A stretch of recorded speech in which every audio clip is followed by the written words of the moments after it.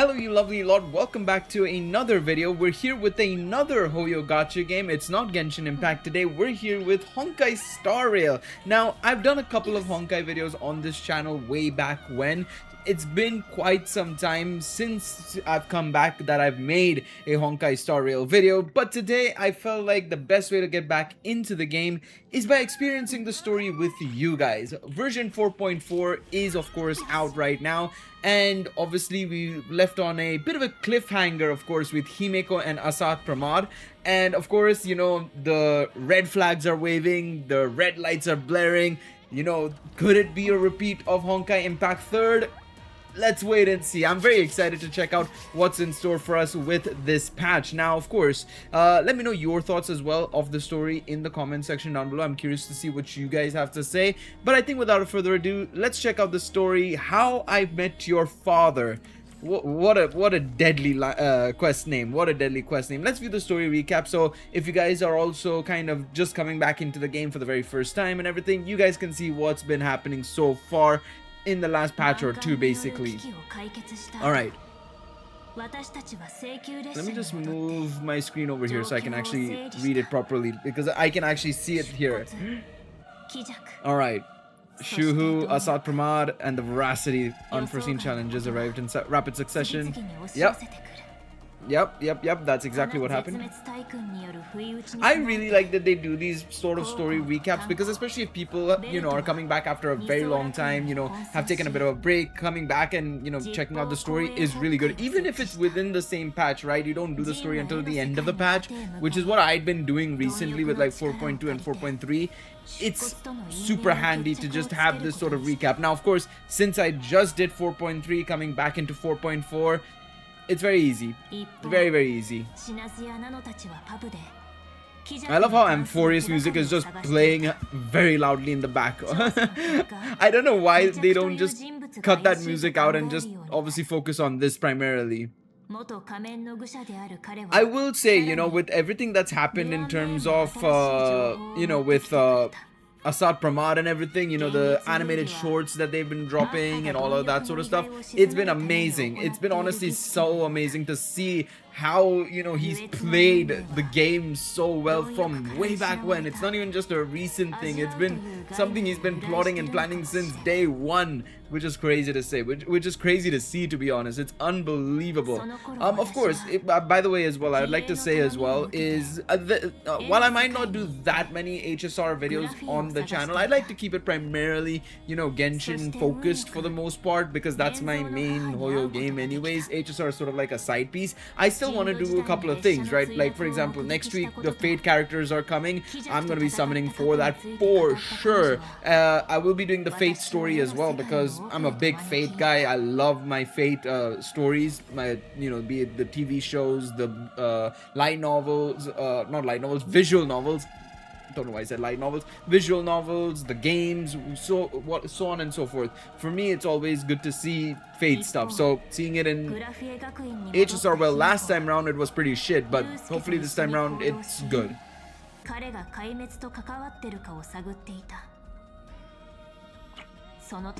Gee, this was crazy, man. That the real Himeko had long ago succumbed to the weathering curse, and the person standing before him was merely an imagine that she had painted to carry on her dream of trailblazing. Based on the animated short, I have a theory that the imagine was a thing. Of course, that was completely a thing. I think there was a Himeko that was real, and then her imagine that was basically her but older, effectively, right? We saw that in the animated short. My theory is that the imagine gave her life force and everything to Himeko, basically, to carry on and enjoy the dream that she's always dreamt of, basically, right? I think that's my theory. That's my theory as to what's happening. I don't think she's gonna die. At the end of the day, this is semi-Honkai no-stakes rail. I've seen that. That is a crazy slander name, by the way. I've been seeing it recently and it's crazy. I don't think HSR is that bad, to be honest. You know, you look at what happened in Amphorius, right, and everything. There are stakes, but the thing is, it's a question of if the protagonist can overcome those stakes, right? So far, it does seem like the protagonists and the Astral Express has been able to overcome those effective, you know, threats and those stakes basically without any losses per se, right? You could argue and say Amphorius was a loss, right? They lost everybody. Obviously it's being rebuilt, you could say, but they lost everybody. In fact, Cyrene is basically lost 2 memories effectively, right? To her own memories of Amphorius, to ensure that it doesn't happen again. She's lost. So we did lose a character there, you could say, but yeah.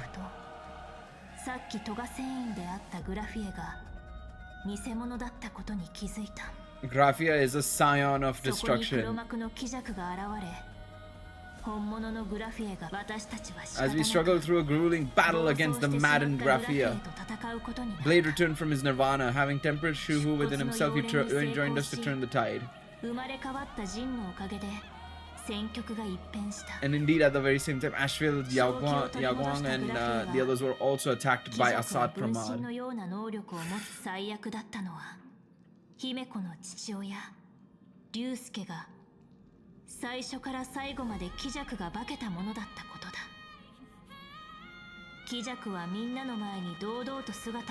Oh boy, I cannot wait to see what's in store for us. The story recap has ended. Head to the designated location. Yes, absolutely. We will be there. Oh, we're back in the Ingford Hermitage. Alright, continue the trailblazing expedition. At the very moment at the edge of the world in canvas.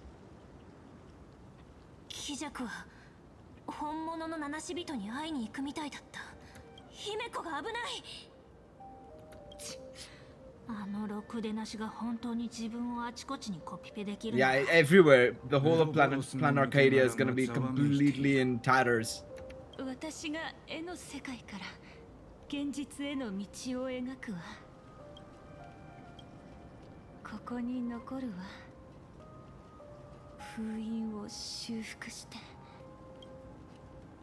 I wonder how...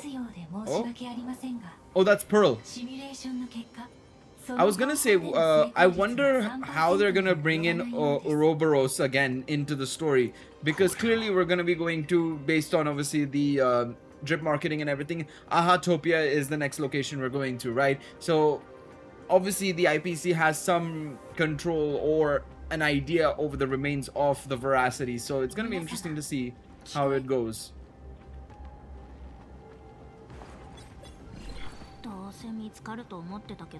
I knew you'd follow us, but your timing is way too impeccable.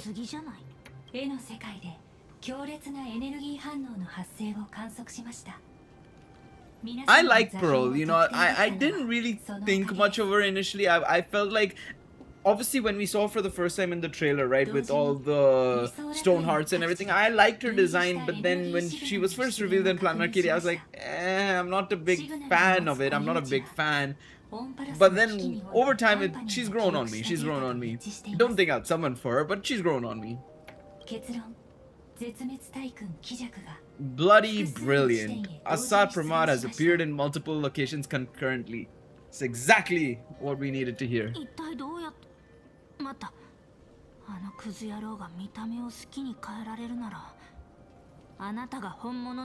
Ooh, good call, Silverwolf.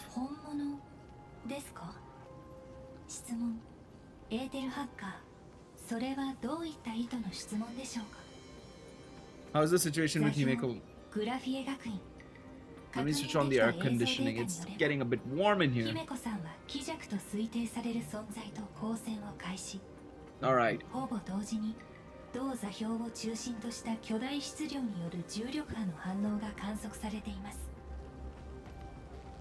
Okay.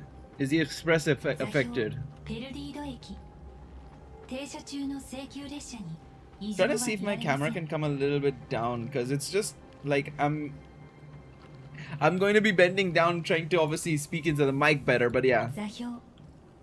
Let's do this. Alright. Okay. Ah shit, these guys are lost. That's not good. That's not good at all.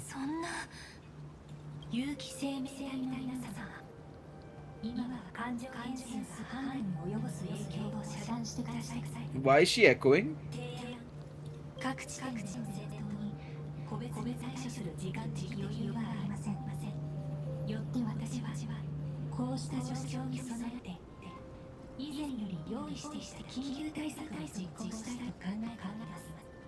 Is it just me or is she echoing?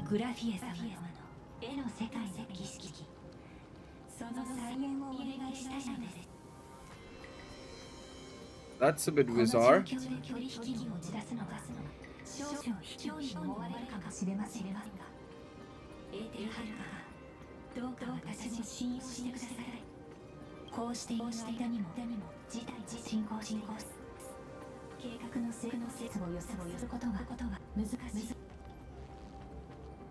Okay. I was gonna say, I thought it was... I was finding it a bit weird that it was echoing. I thought it was my game bugging out or something.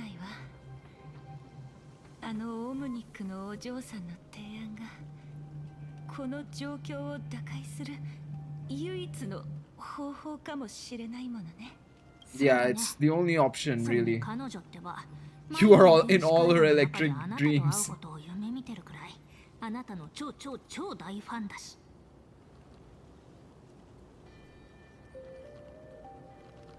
Alright, sorry, I was just making some adjustments to the audio. Hopefully it'll be a little bit better.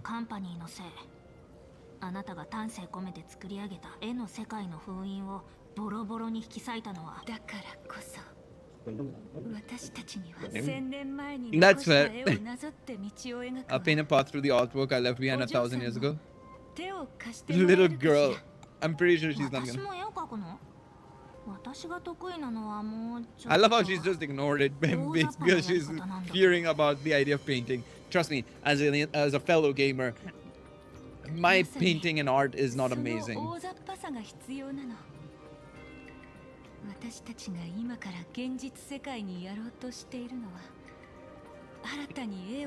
Okay, alright, let's go.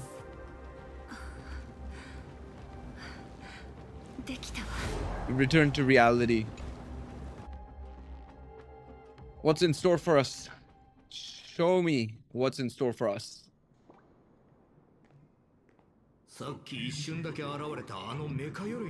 Okay.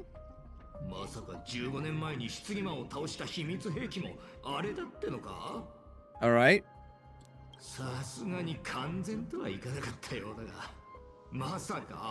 My darling fake daughter, you truly... This guy, man. I want to see that... Okay, the only thing I've been spoiled about is that Asat, like, infiltrates the skip button in some way. I want to see that. So any scene we see with Asat, I want to do that. So the father who was with her since she was 6, guiding her to reach the stars, that was you along a Lord Ravager? That's great. You know the way...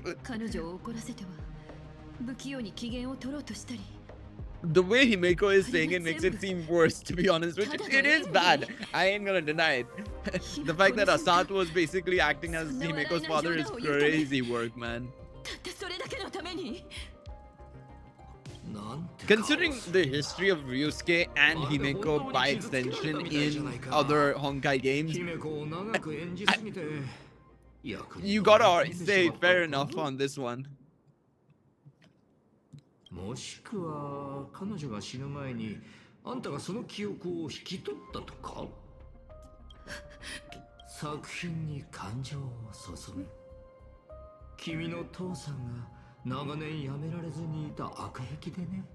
Jesus.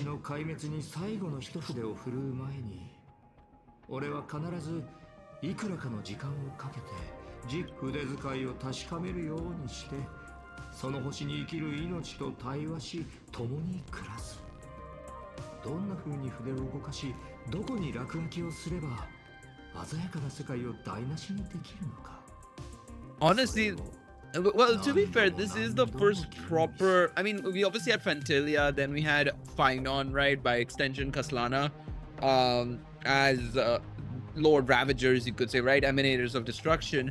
But I feel like Asat Pramad, based on his discussion talks, everything of that sort. It's pretty cool to see, you know, what he's been cooking up. You know, it's very, very cool to see. Because he feels like he's actually generally a bit crazy. 要素をはるかに超えた作品を次々に生み出していったわけだ。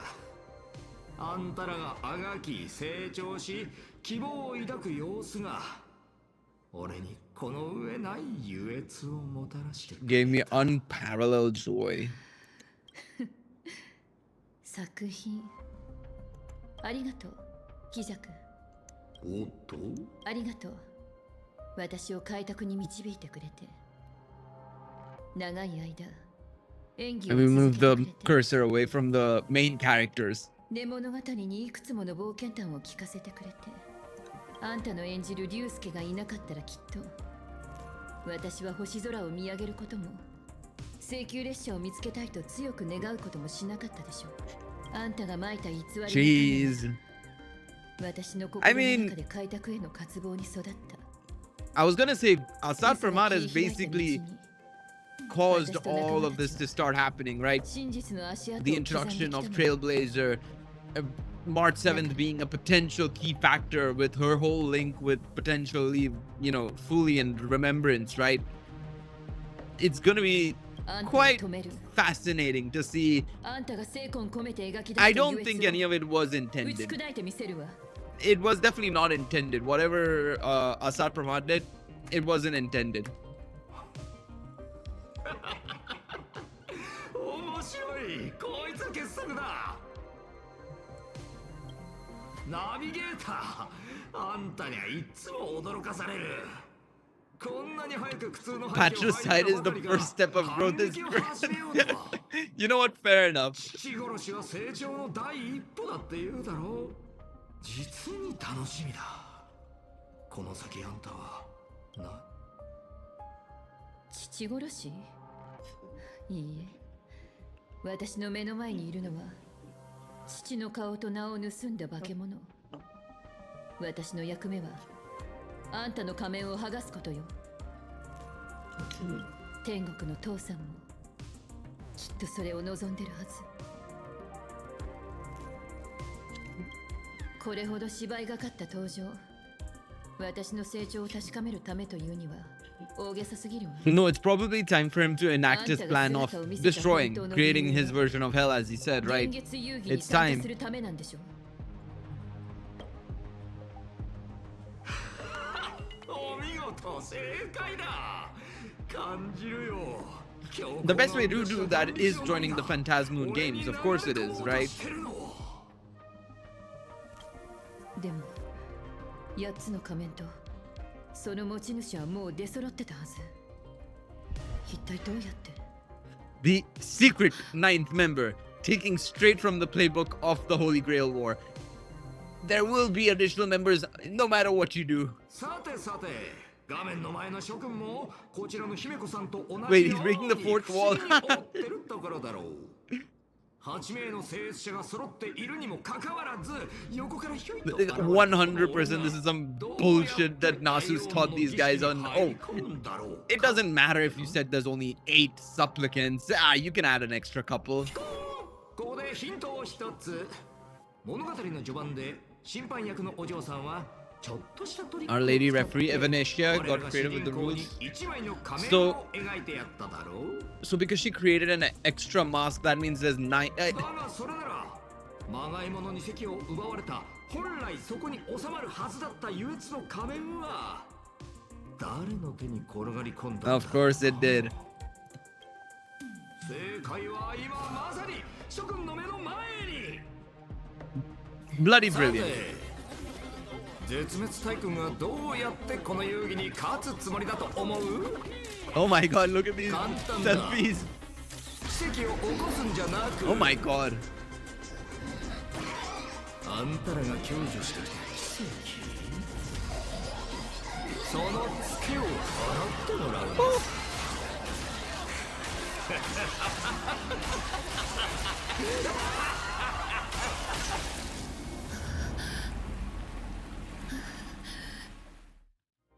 Wait, is that all the wish power going to that moon? 二層楽園があんた一体何をしたの？繁栄は腐敗を Prosperity breeds corruption and suffering forges heroes. 奴らは狂った They revel in the moment carefree as if it were the night before Arcadia was set to be destroyed. 奴らがそう信じてるならその通りの結末を与えてやろうってわけだ。 Okay. この週末の用途という風景画に飛び散る血しぶきにしてやるのさ。狂ってる。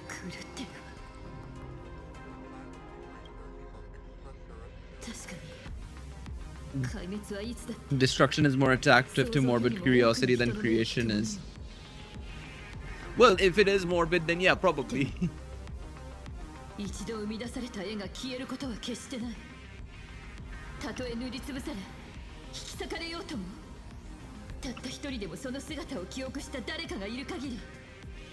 ところが残念ながらあんたらにそれを書き直すだけの時間は残ってない。あんたを別の絵に閉じ込めてやろう。 Okay. 開拓という嘘の始まりからどこへも旅立てないように。 Wait, is he gonna put her back in as an area where she started? 緊急速報！二層楽園に前代未聞の大事件です。たった今、新たに一人の聖越者が現月遊戯への参加を表明したとのことです。表明を行った聖越者の名前はキジャク。壊滅のアイオンナヌークの配下、絶滅大君であると称しました。熱心な Clearly you guys shouldn't have been supporting Foolish, eh? キジャクらしき存在が Gotham City and Vehicle City. I can't believe they've gotten away with Gotham City, like just spelling it with a U instead of an A, basically. You know what? Fair enough. 何をしたのか誰にも分かりません。どうしてこの人はルールを破って急に Is he just gonna ignore the 8-player rule? Well, I don't know about that one, Chief. Welcome to the Holy Grail War. 管理局なの？何も管理できてないじゃない。データによれば現在ハッシュタグキジャクやハッシュタグ絶滅大君といったキーワードの注目 This also means Asad Pramad will get an insane amount of wish power, yep. もしかしたら現月遊戯の最後の勝者として優越のアイオンの座につくのが絶滅大君になってしまうかもしれません。当局は引き続き続報をお伝えしていきます。 Wait, if we are finishing up with the 情報をお持ちの方は Phantasm games this time around, I wonder who does become the Eon of Elation, if anybody does, of course. Jeez.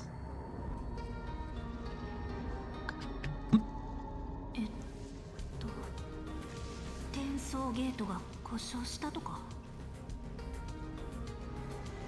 ここを離れてからとんでもない時間が経ってたとか。ここは本当にあのに間違いない。 This is reality, the real Ahatopia. 現実のアハトピアよ。姫子は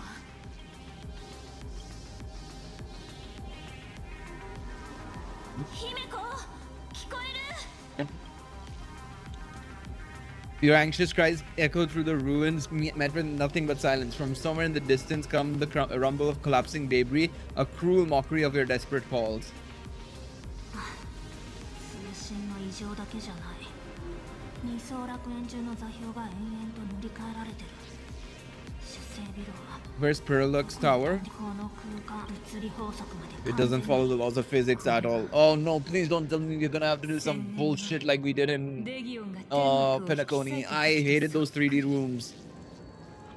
Even technically we did it in いよいよ傍観者がいる Amphorius a little bit as well. I だけじゃ hate when they do those 3D rooms. I just find it a bit too awkward at times to control them, man. 機会がついに訪れた I'm really hoping that it's not the 3D rooms in this map as 貪 well. 欲の抜け殻を封じ込めていたあのクズがとんでもない力を持ってるならさっさとこの世界を壊滅させればいい話じゃないの。わざわざ現月遊戯に参加する必要 Pretty much for the fun of it. それだけじゃ足りないということでしょうね。 Oh wait, never mind. There is a 死し condition. てなお滅びることなく Is it that he needs a lot of wish power or something? 獣の Accumulating immense wish power. 莫大な眼力。それで抜け殻を起動する。Of course it is. Of course it needs wish power. そして遊戯のルールを Exploiting the game's rules to win the Aha's power, only to serve as the final offering to feed the veracity. Some game, eh? Some game. この幻月遊戯を貪欲に供物を捧げるための宴にするつもりのようね。 It's one way to create destruction, right? Just bring veracity back. この遊戯で勝者が総取りするのが文字通りの全てだなんてゾッとする。アッハはそれを黙って見過ごすというのか。 Who can predict the thoughts of an Aeon? アッハがどう考えるかは重要じゃないわ。神がやらないなら人がやるだけ。 Oh, of course. See it. かつてそうしたのと同じように。 We must stop Assad Pramod and rally all the power we can. We Nameless will do everything in our power. 人が力を貸すよ。 Yes, sir. That's what we do. 私もやる。 That's what we do. That's what we do. 補充のお腹の I don't want my game ending to be me in the belly of the Leviathan. ようやくあの口から出られたばかりか。逆戻りはし You know it's a problem when Blade says, I don't know. I don't even want to go back there anymore, man. I'm done. I like death and I want death, but I don't want to go back there. There's no interest to me. 学院の全域をスキャンしたけど。 Oh, bloody brilliant. Bloody brilliant. Fan bloody tastic. Thanks, Silverwolf. ここの生徒や先生たちは Dead. D-E-D dead. ポジティブに考えればあなたの頼れるお姉さんの It's ナビ possible. ゲー It is ト very でみんな possible. 無事に避難したって。結論を出すに先へ進む。 Let's walk a bit further ahead. The answer might be there. Alright, let's see the map for the first time properly. Alright, chill. What are those rains of light stretching out from the Phantasmal? Is it coming from the Phantasmal or going into? It looks like it's coming out, no? Oh. Wait, what about Evanescia? Alright, let me just see all of this. 1 second. これ姫子の不安に駆られて Is that from Himiko's clothes? I've never seen that on her, to be honest. Man. Alright, let's keep going. Let's keep going. We are in the academy, basically, right? Yeah, it is the academy we're in. ラクーン殿こっちへ。 Isn't that Evanesia's voice? 家の声。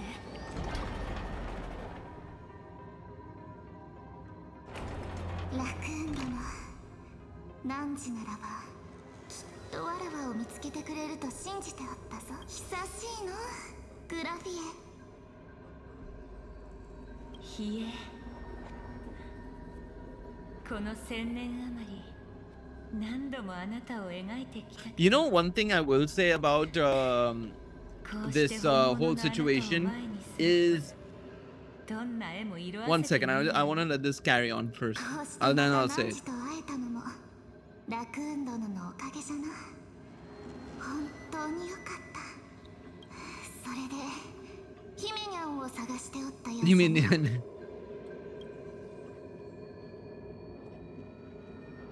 居場所まではわからぬが、彼女の生命は確かに感じられる。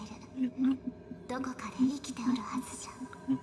よかった。あんたは大丈夫？北条の親睦がこのように枯れ果てているところなど初めて見る。 Maintaining a shattered reality always comes at a cost. I had to temporarily borrow this painting to materialize. Interesting, okay. 今はこの絵を借りて、汝のことは知っておるぞ。 The star catcher. 後ろのちびっこのことも。 They really went full in on the baseball theme, eh? 良きライバル。何がどうなってるの？貴族は表明を行い、そして奇跡を報じた。あやつは仲裁者としてこの事態に介入しないのか。 Can she do something about it is the real question. It's not about R. すまぬが、今のわらわには Okay, that's more concerning. 優先すべき役目があるのじゃ。 That's even more concerning that there's something else that's a problem. 週末が訪れ、大地は崩れかけておる。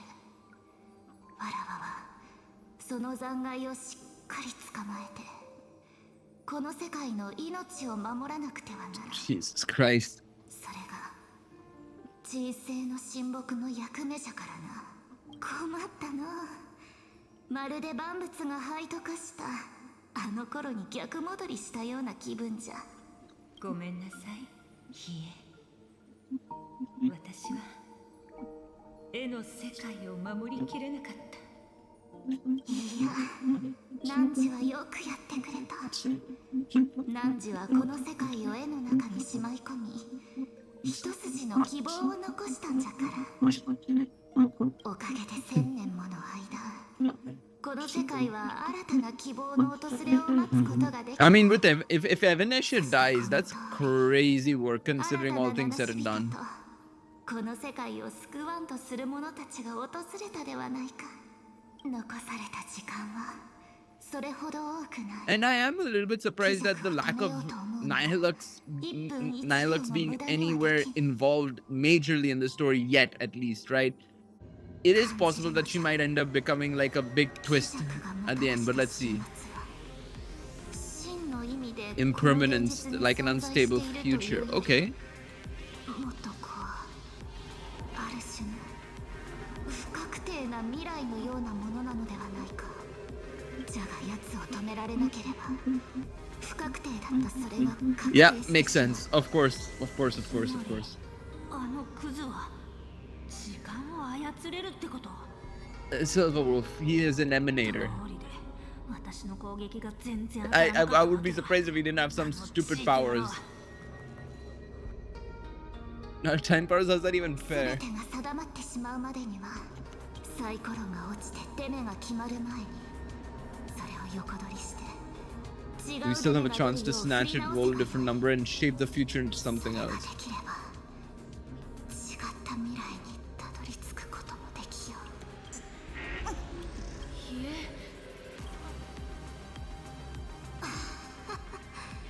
やはり同時に2つのことをこなそうとするのはちょっとにかくわらわにはわかる。物語のページはまだくんだの。列車の仲間たちは That's 実に not- こそなっておるが If you mean individually scattered all over, fair enough.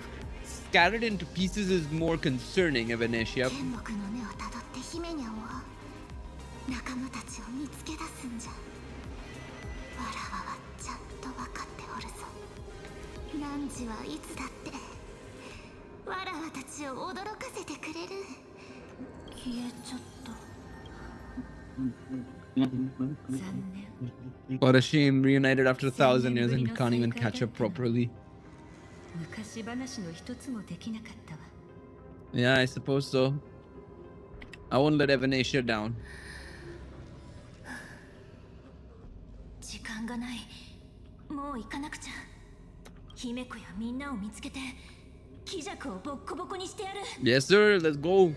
Teach Dice Head Boy a lesson. Die Head Boy. What would be the best name? Dice Head?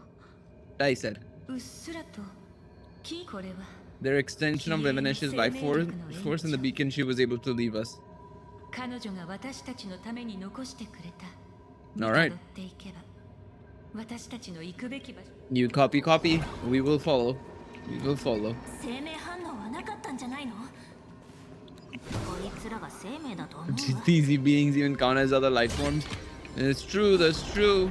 比叡の根が示してるのはあの絵。 I guess we go こ here. の絵がどうかした？誰かが手がかりを残してくれたみたいね。 Oh. あんたを別の絵に閉じ込めてやろう。開拓という嘘の始まりからどこへも旅立てないようにな。この方があなたが探していた She looks like you know. 気弱と対峙した最後の瞬間を記録するためこのキャンバスに一筆書き残していったみたい。彼女はとても勇敢な人。 She is your descendant, lady. Come on. 姫子はあんたの子孫で、私にとっては最高の列車のナビゲーターだよ。私の子孫？それは私の子孫の一人が Yes, sir. 急列車のナビゲーターになったということ。 That's exactly what we're saying. ありがとう。それが聞けて Hey, don't stress, lady. Don't 1000 stress. 年以上待ち続けた自分自身がようやく報われたような気がするわ。まだ私に聞きたいことがあるのかしら、キザ君。はて列車が二層楽園に戻ってきてから。 All right, let's see now what's yeah, I was gonna say now it's gonna be interesting because this is that was the last line. The previous line was what we heard last from Asad Pramad. Now we're seeing 途 this. 中で私を殺すチャンスなんていくらでもあったはずなのに、あんたはこうして私に暴かれるまで決して正体を明かそうとしなかった。キザ君、あんたは一体何をそんなに気にしてるの？そうだな。俺にもほんの少し I'd vomit at that after everything that's happened. I'd vomit at that point. 絶滅大君にも人の情があるっていうの。 Good comeback. もちろんだとも。俺には好奇心があり怒りがある。 Brother, herniated disc and tendinitis. Brother, are you? Well, he is 壊滅させようとして millennium years old, I'd imagine. But brother,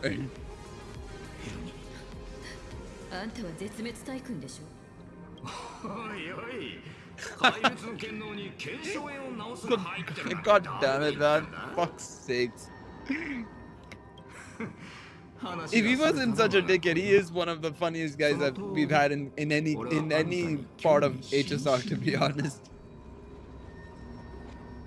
15年前のあの晩、姫子とあんたの間に一体何があったんだろう。驚いた？ペガーナの遺産である鋼鉄の巨人。 You were surprised too, weren't you? The years I see it probably exploded with questions the moment that Iron Giant Pegana's legacy appeared. Is that the name of the mech? Pegana's legacy? あんたの好奇心は疑問の余地を残すことを良しとしない。何もかもを解き明かした後じゃなければ、未知があんたの計画の妨げになって笑ってなんかいられなくなるものね。キジャク、 That's gonna be good. あんたはさっき人間を理解してるって言ったわね。でもあんたは何も分かってない。あの夜 Obviously, we saw in the animated short as to kind of what happened, right? Himeko and her Imagine Motoko were basically そして列車のみんなも going up against the Herald of Death, and then they found the 決して逃げたりし Astral ない。 Express and everything. たとえナビゲーターがいなくとも、あの子たちはきっと列車のエンジンをかけ、幻月遊戯を勝ち抜いてみせるはずよ。列車のエンジン。 Ignite the Express's engines and win the Phantasmoon games. これってもしかして姫子から私たちへのヒントなの？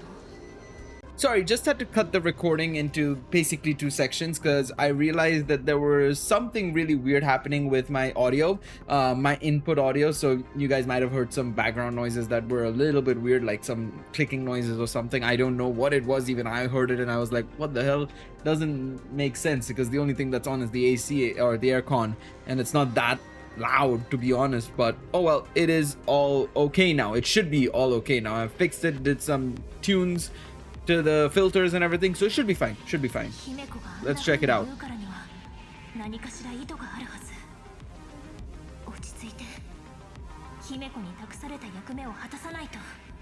そんなに気になるなら15年前の秘密を教えてあげてもいいわ。けどその代わりにこちらの質問にも答えてもらう。せっかくのご招待だ。お断りするのはやぶってもんだろ。ご褒美が欲しけりゃ挑戦から逃げてはいけない。これも優越の美学さ。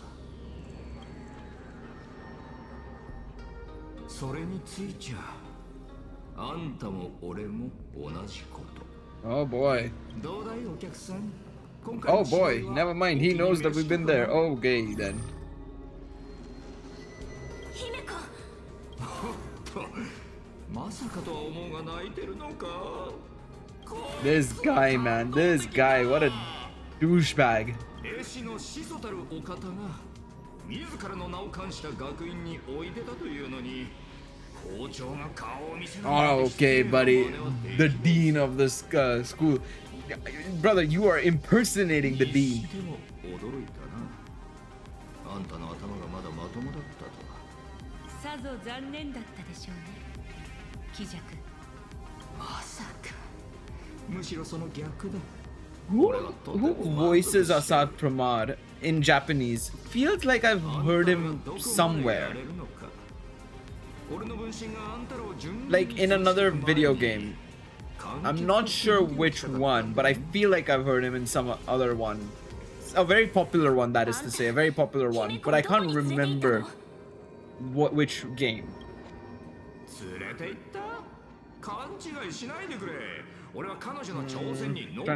to think. I can't think of it off the top of my head.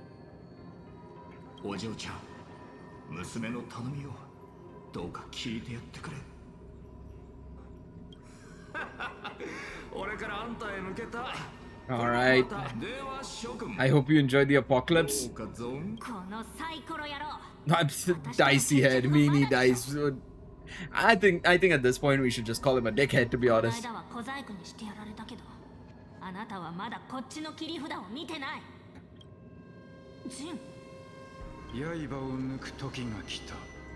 この刃を研ぐために血が必要だ。I love how Silverwolf was like, oh, I'm gonna show you what I can do hacking wise or whatever it is. This guy is going for just get the sword out. We're gonna knock his ass out.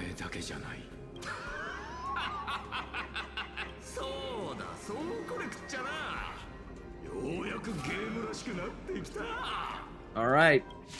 It's time for a fight, which I don't have to do anything in. That's the one beautiful thing about HSR versus Genshin. When it comes to the combat sections, my hands are up, baby. My hands are up. But no, I'm very interested to see what exactly happened 15 years ago. Because right now, well, based on everything that we were shown in like the live stream and everything, I'm not gonna lie, I was like, I never realized the Hoyo devs hate Himeko that much, to the point where not only has she died in every other Honkai game, and I'm not just joking, it's not just HI3, every one, you know, GGZ, Gaikuden, everything. And then on top of that, in HSR, you want her to die twice. Like, come on, man, you can't be that much of a hater towards a character, man.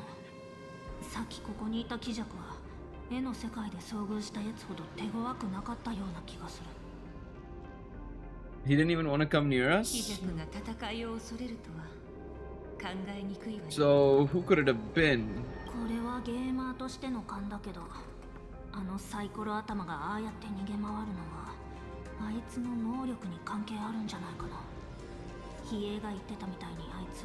Can pull some kind of trick that messes with time. So, is it that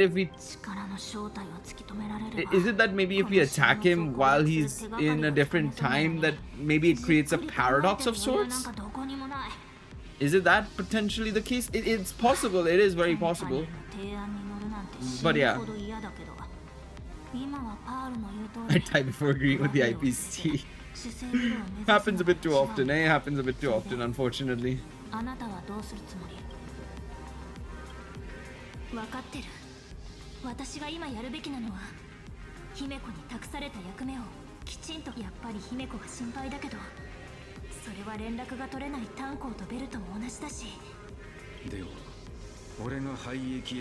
Alright, we're splitting up, it seems like.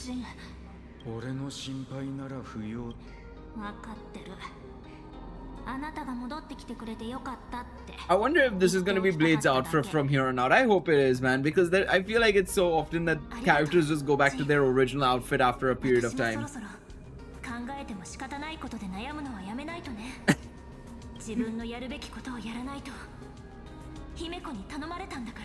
Alright, it's time.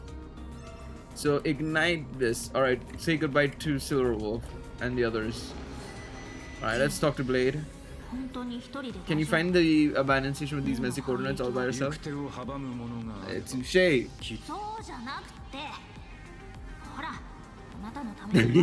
Here, put it on that damn phone, okay?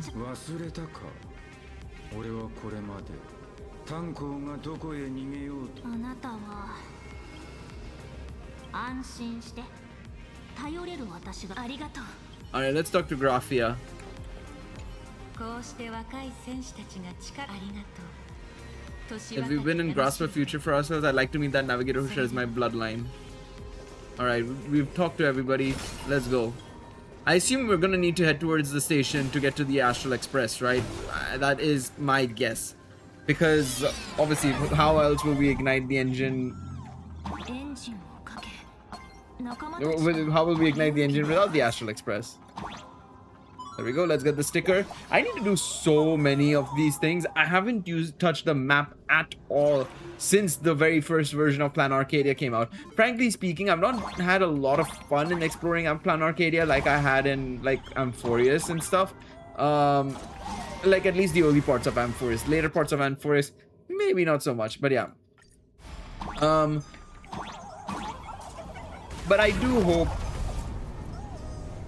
Oh, frick, I missed the sticker again. I didn't see the sticker. I just was like, oh, I thought there would be something here, but no. My bad. Can I go back? But I don't, I'd rather not. I'll come back and get it later on. I'll come back and get it later on. That just clipped right through it. Did it clip or is there space? No, it didn't clip through it. Okay, fair enough. But no, as I was saying, you know, with Plan Arcadia, I feel like it's not been amazing in terms of this, in terms of the exploration side of things. But it's something I need to get around to doing because I'm just leaving nice stellar jade on, you know, the ground for no reason. All right, let me interact here. Because, yeah, I mean, with the Fate banners coming out, Robin as well and everything, I need to get as many Stellar Jades up as possible. What is this? Let me see. Oh, this is going to give me some cover. It's not really required per se, but... Oh, fair enough, fair enough. I guess we have to go this way? I suppose there would have been more chests if I'd gone upwards. Absolutely brilliant, but that's alright. Like I said, future me's problem. Future me's problem indeed. What is happening? Holy shit. A lot of antimatter lesion people.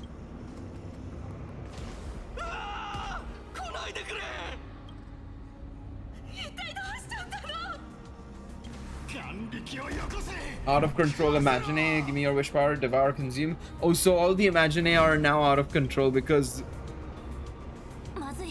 of how everything has become withered and basically evil, corrupted.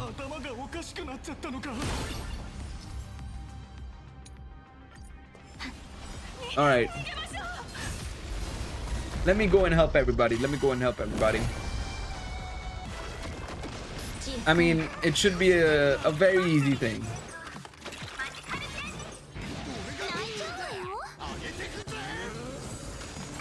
Why are they so low HP?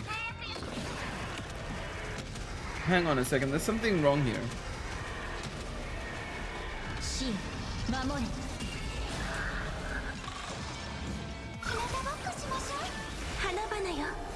Why were characters so low on HP? What did I do before? I didn't even do any Echo of War or anything today. Or I must have got hit by lightning or something and I didn't notice. It's very possible that that might have happened. That's probably why. Alright, let me just keep going and attacking these guys. Yeah, I'm getting damaged. I just noticed that I got damaged there.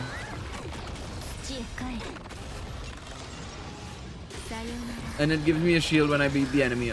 Makes sense. Alright, good thing I'm well, one good thing I have a character that's I have all these characters that are HP scaling anyways. But more importantly, having Hyacine as well is massive because she just healed so much. Alright. And what I might do is I might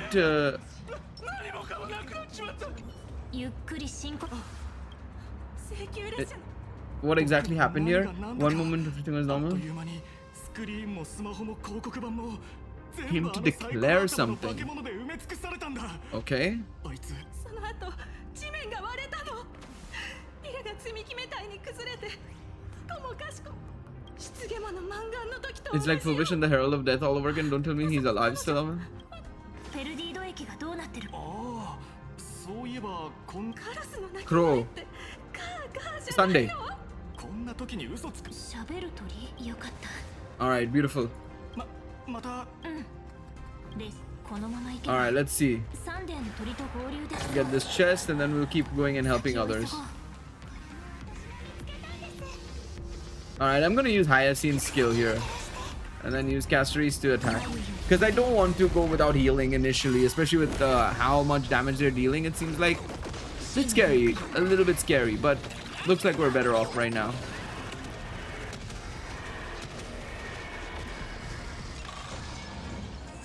Okay, beautiful. Man, I'm really I'm hoping Robin is good, but I'm hoping she's not that good to where she replaces my Casteries, because I literally got C to Casteries recently as well. 大丈夫だ後ろに隠れててくれ Oh shit, Cinderborn. 黎明グレイは絶対に引かない He's gonna cast his ultimate. Let's go. そういうのはただの演出で全部お芝居 Bro, よ。 lady, at least comfort the kid, man. 俺の後ろに隠れてろ先輩だよかったもう心配いらないよ。私が来たからね。 Yes, sir. Let's go. 夜が来た。おやす I still can't believe it, after so many, I think this is the first time since, literally I think since Herder Space Station and Bellabog. Did we have a summon Bellabog? No, we didn't have any. Did we have any antimatter? No, I don't think we did have any antimatter legion in Bellabog. This is the first time since then we've had actually an enemy set in the story where it's the antimatter legion. あしげちゃん、パボからの場外支援は必要かな？お、正弘も一緒か。無事だったかい？篠津さんああ大丈夫だよ先輩とあんたらがいてくれれば100人力だ I'm glad you guys are okay. ハブのゴタゴタを片付けたと思ったら今度は店長 Yeah, I think all of us were doing the same. We were just trying to figure this, whatever this is out, and then just this shit happened. ちゃん、理想楽園のトップライバーをこんなにこき使ってくれたんだから。I forgot about that. I forgot that we did give, tell her that we'd give her a mask back for some help. けど、もう一つだけ頼みたいことがあるの。そう言うと思ったよ。この取引にそんなにおまけってついてたっけ？人助けは一番大事なこと。 It's an opportunity to fight a Lord Ravager, Sparksy. Very good offer. この化け物を片付けないとだね。 Is this gonna be like a Cirrus enemy? I'd imagine it's gonna be like Cirrus, where he just keeps dumping enemies and then we beat enemies and then he dies, kind of thing. I'd imagine it's gonna be like that. 現像種たちの暴走ってまさかあの紫に。そうっすこれが放つ Those puzzles that's sending out are driving people into panic if we don't take it down. Okay. 先にこれを Alrighty, boss man. Let's do that. 影響が出るはずっす Oh, it's affecting them. 今何かが頭の中に入ってきたような天が崩れ地が裂けるこんな週末の光景は恐怖のねえ、しっかりして。そこは危ないよ。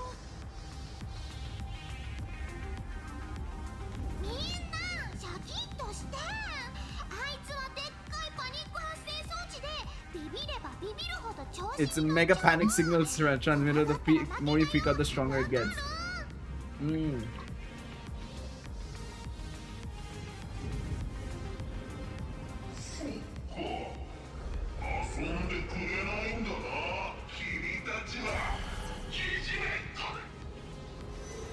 What are they gonna do to these people? Are they gonna start attacking us? Oh, of course they are.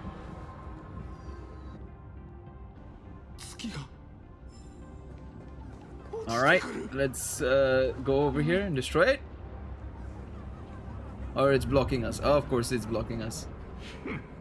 こいつらはあんたを見た瞬間父を出したよろそしてその喜びこそがこの連中は俺に感謝すべきだろう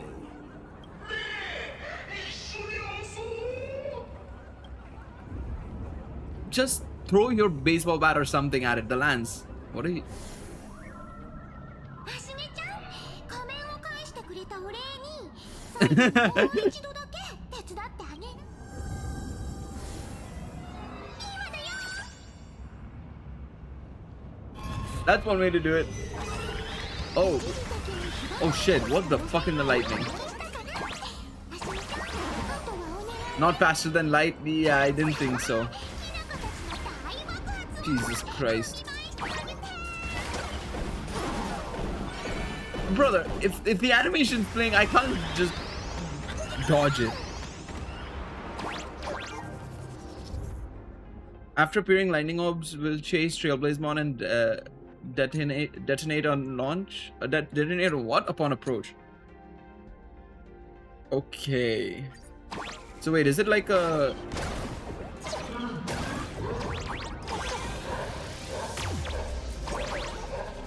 Okay, so wait, do I have to do this?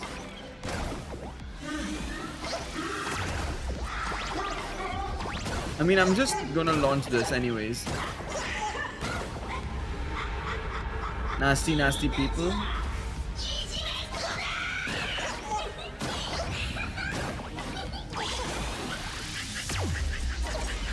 Alright, I mean, I'm just defeating him anyways.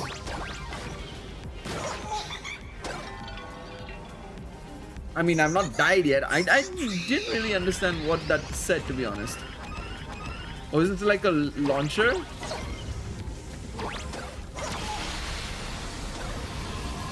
Give it one final hit. And it's a whole ass final shine attack.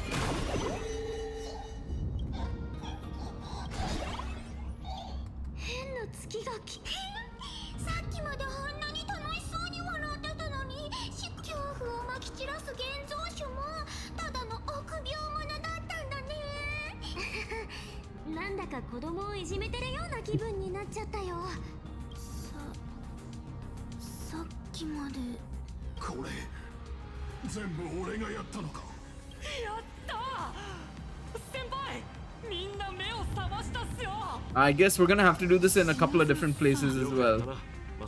Or maybe the others go and I carry on. It's possible. I love this guy's story transition, man. From obviously being a potential villain to obviously now helping people out, you know, trying to abide by what he stood for.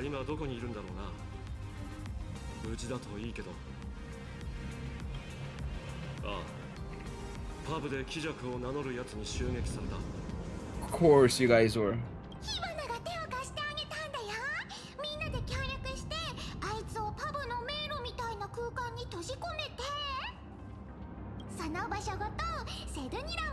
He tossed that room and Asad Pramad into the star of Saruni Rama and burned him to ashes.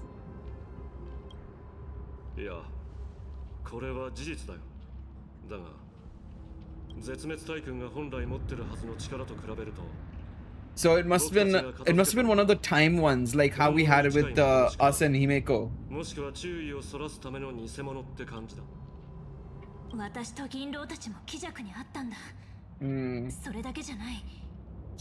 I wonder how this time thing works. Is it like splitting his souls or what is it?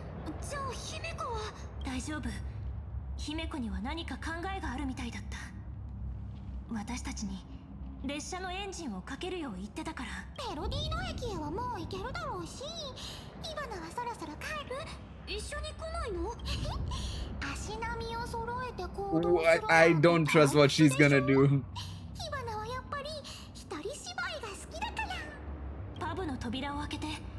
逃げ場のない人たちの避難所にしてあげてくれないかな。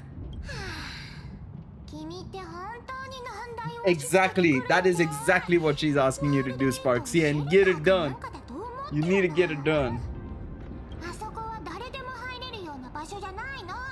それにこの状況じゃパブに避難したところで But it is also the most obvious place for everybody to potentially be in.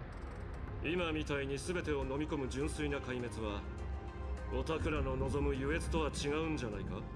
古い愚者たちならそうだろうね。けど今は時代が違って若い仮面の愚者たちの大半はパブの扉を叩くと。じゃあ I was gonna say that third option actually made a lot of sense as well. You'd get a lot of followers for it. とりあえず火花のみんなはパブに連れて行ってあげる。しげちゃんのお願いは考えておくね。 I can't believe she actually made them into spark 火 sets. 花はもう前とは違うな。今の火花なら君と幻月遊戯で優勝を争えちゃうかも。 Well, if there is a Phantasmoon games to play. 火花の頼もしいサポートがあったからこそさっきのヒーローの活躍シーンも生まれたんだよ。火花の仮面をかぶったやつらはパブの通行証を手に入れたも同じ。安心して、火花は大好きな火花を誰一人見捨てないから。 Alright, let's go then.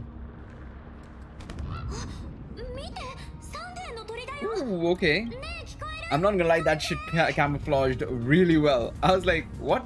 美月さん、よかった。やっと連絡が取れた。ペルディード駅の現像種が急に落ち着きを取り戻したので、きっとあなたたちが何かしてくれたのだと思っていました。勝率で皆さんの精神をなだめる必要がなくなり、おかげで私もこうしてあなたたちを探すことに専念できた。 Alright, we will be there as soon as we can. あなたたちの覚悟を疑ったことはありませんが。 Well, I mean, when there's a Lord Ravager about, I'm not surprised. It is gonna be dangerous. ここに来るまでに遭遇した危険なんて。ペルディード駅はもう近いよ。早くサンデーと合流しよう。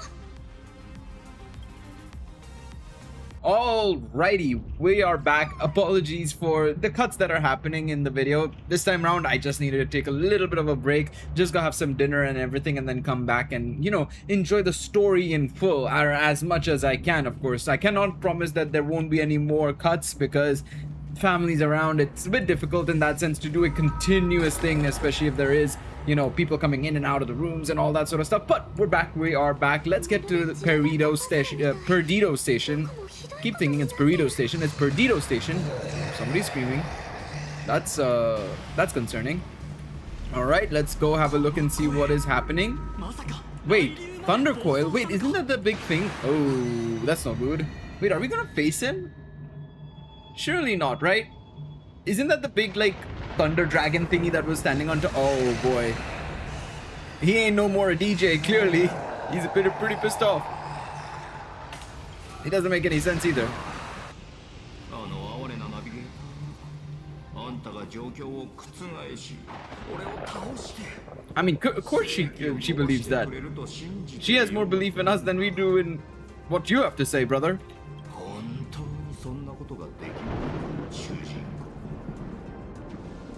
Why are they acting like we just didn't go through an entire saga of, like, literally facing a near universal death experience like a year back? あんたらが信頼してるナビゲーターはただの泥棒だ。姫子の名を語り、他人の運命を盗んだ現像師。 Revealing that to the cast is a bit of a dangerous one. Oh, never mind. He's got her. Her past doesn't matter. 寝言は寝ていったらどう？仮にあんたの言葉が本当だったとしても、 That's my girl. 私はどうとも思わない。 That's my Stellaron hostess. 私たちを列車に導いてくれたのは姫子で、ここまで一緒に歩いてきたのも姫子。 To be fair, Himeko was the one who invited us, そん yeah. なの関係ない。 I was thinking, did we see Himeko first or was it March 7th and Danhung? It was March 7th and Danhung who we met first, and then we met Himeko, and of course, Himeko is the one who then brought us on. 真実から目を背けるか。実に面白い信頼だな。気をつけて来るよ。 Oh, I thought we were actually gonna face Thunder Coil. I'm not gonna lie. I would have been like, damn. So what are we gonna deal with here? How is it gonna pan out?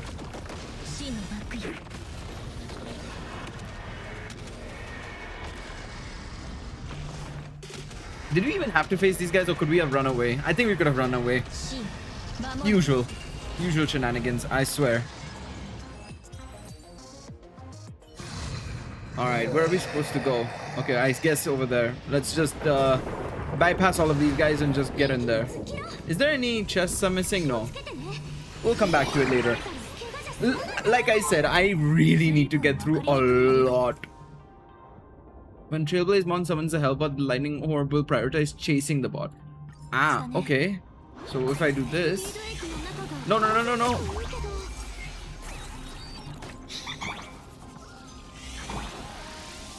Alright, let me just do this.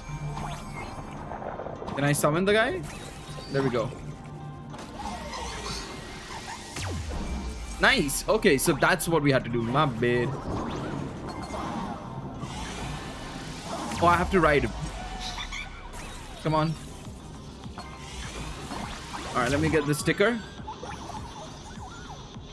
I call it stickers, it's Wispay, but still. Stickers. Alright, where to next? Okay, he's going for the Hellbot. Let's go down through here. Pick up the coins. Alright, let's just run down here. Does that work? There we go. Very nice. We're out of bombs. Let's go. I'm glad you guys are out of bombs. That's concerning that you guys said that, but okay. Oh, there we go. Sunday's running towards us. Hey, bro, chill. Alright. Yao Guang is back there. Very nice. Where's Weld?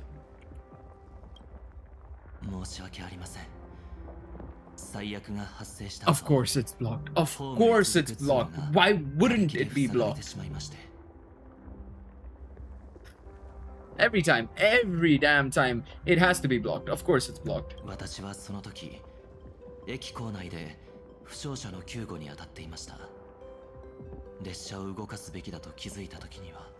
okay. That's okay, Sunday. It do be like that. It's fine. Don't blame yourself. そう気を落とさないで、サンデー。ほら、請求列車はちょっとやそっとの衝撃で壊れたりしないでしょ。うちだってそういう時、人助けを優先するし。通路が埋まってしまったのなら、掘ればいいだけさ。I mean, we've done a lot of things, so surely digging out a train isn't difficult, right? Right? 少々心が乱されてしまったようです。今は次に何をすべきか考えましょう。僕は通路の様子を見てくるよ。気弱に対抗するには列車が不可欠だからね。あ、品津さん。少し前に一匹の猿が鳩川区の避難者を連れてここに来たのですが、もしやお知り合いではありませんか？ Mr. N, my goat. そうか。起点の利く彼のことだ。I was just looking at the poster over there, but I was like, is that something we know? もしよろしければ、ここにいる皆さんと話して勝率で心を鎮めることはできても、Yeah.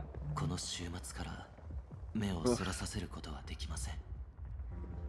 Yeah, it's a bit rough, 心の unfortunately. 恐怖に光を灯すのは希望の存在です。今この時、それに最もふさわしいのは。Alright, let's go. Let's go talk to some of the people. タンコウとヨウおじちゃんはまだ Oh, 戻ってないみたいね。 Belt was at Danhong. I forgot about that.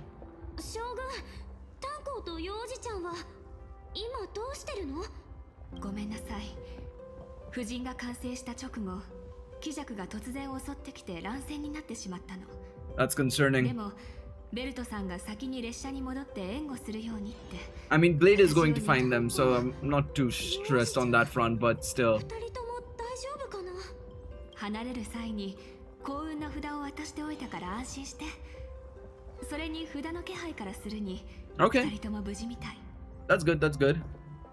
Blade went to the abandoned station to help them.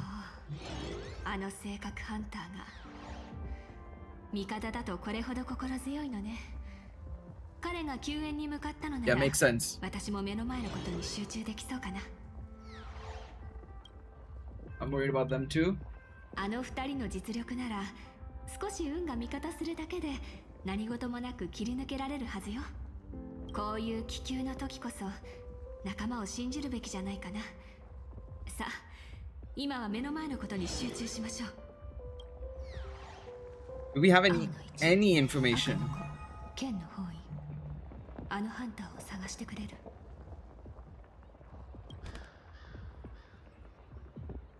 よし、札の位置をAlright, 順に伝え beautiful. るよう手配したから、あとは情報が届くよう祈りましょう。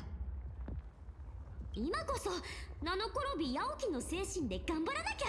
みんなを励ますのはあんたに任せ。 Alright, let's go talk to some people. Give them some assurity, baby. ママが逃げられなかった。 Nah, man. Why you gotta start off with that, man? Ah, shit. Alright, let's talk to Nihilux and the Furbos first. ラクーンちゃん？奇遇だね。こんなところで。 That's that you don't why do you have to do that? Why start with the kid calling out for his mom? You know that hurts me. 私 You know that hurts いつも people. 取材中って書き置きを残して担当編集を煙に巻いてるんだけど。まさか Wait, weren't you stuck at the hotel just like 10 minutes ago? Did you run away? ステラ先生、カンパニーのために I love how that's our first question in this entire situation. Are you planning on doing the script? やめて。週末も関係なしに原稿を催促してくるなんて恐ろしい存在は編集だけで十分だよ。テポー、僕のレーダーが外はとっても危険だって。 Oh, poor things. 自分が戦場記者になる日が来るなんて思っても I never thought I'd end up as a combat journalist. 社長、来てくれたのか。社長の優勝記事の原稿はもう書き終わっただろ。 That's my guy. That's the positivity we need in our lives. Already preparing the victory press release. Doesn't matter if we fail, the victory press release will be there. びっくりだの。ネタが特大スクープがあちこちに転がってるだの。でも取材しても生きて帰ってこられないかもしれないだの。社長さんは絶対負けないの。そうの。 Nobody gets paid if I lose. 社長。外がどんなに大荒れでもこの子たちは風向きなんて気にせず応援してくれる。うんうん、感動的だね。 Yup. だからラクーンちゃん、読者をがっかりさせないでよ。君たちの勇姿は私がバッチリ漫画に描いてあげるから。 He's already preparing the fluffy soon. Let's go. That's what we like to see. Alright, let me get this chest and then we'll start talking to some more people. So we have one group over here. Security officer. ああ、開拓者さん、ちょうどいいところに来てくれました。 Okay. 通信が途絶える直前、パールさんから非常事態プランを受け取りまして。What is it? 現在、主要な地 We're 下 building 鉄 an の駅を evacuation 拠 route 点 around に Rangers. 避難ル Okay. ートを構築し、生存者をここを含めた3つの安全地帯に集めています。今のところ、ペルディード駅はこのエリアで最も安全な避難所となっています。Good stuff. Good stuff. Oh, you can see the pictures of the dragon coil thingy, Mababa.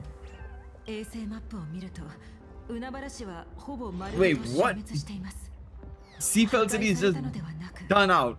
Okay. Gotham City is shrouded in a foxotic that any team sent in feels to come back.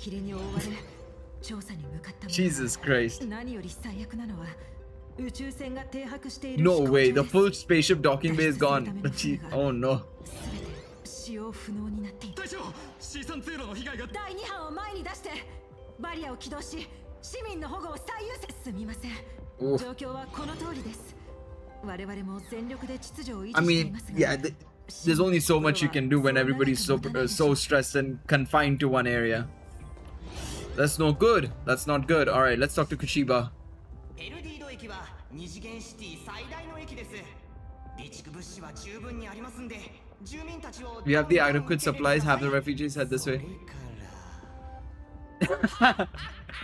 I'll show them what this kitty is made of. あら、また会ったわね。Why is he so aggressive? 負の感情から生まれた眼力の影響よ。それが安全値を超えたことで Inducing a stress response in the ストレス imaginary. 反応を起こしているの。サンデーさんが調律を施して意識を安定させてくれたのだけれど I love how the station manager is like, let them come, I'll have at him. サンデーさんのおかげです。でなければ取り返しのつかないことをしていたかもしれません。あの人は本当に余計なことをしてくれました。私の宝物である新登竜 The Thunder Coil, that's his name. Oh my god. 化け物ども。私は一体どうしてしまったのでしょう。 Proper dual identity going on over here. Alright, Cinderborn and all. エネルギー残量低下。一部の非戦闘モジュールを It's this guy talking, right? We're done for, game over. Yeah. Let's listen to Mr. N, the narrator. 幾度となく死地をくぐり抜け、彼らはその度に互いを。だがどういうわけか、今回ばかりは助手の聡明な瞳に What do you mean by that? What do you mean by that? 汗ですよ、シナズ様。これはただの汗です。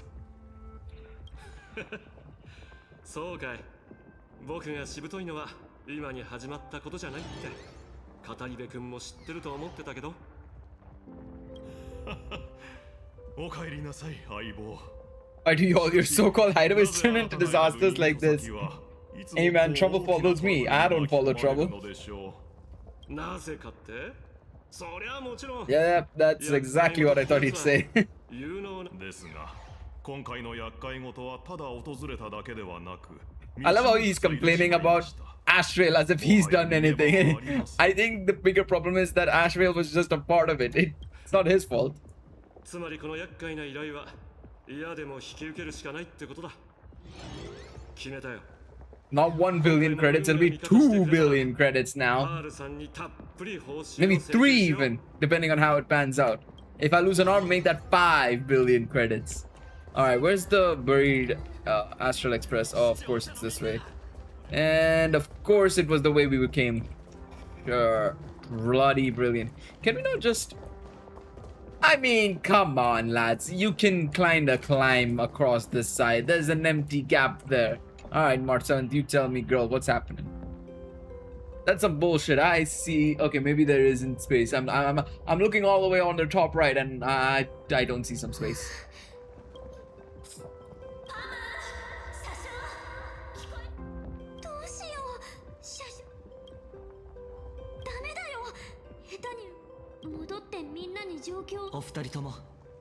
Okay, beautiful. Yeah, well to end on. Hung have come back. Do they have any idea on how to get us onto the express? Can't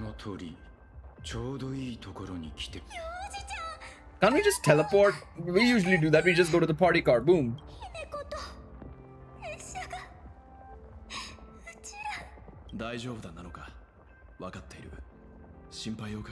Alright, well, I'm gonna need you to bust up something up massively, brother.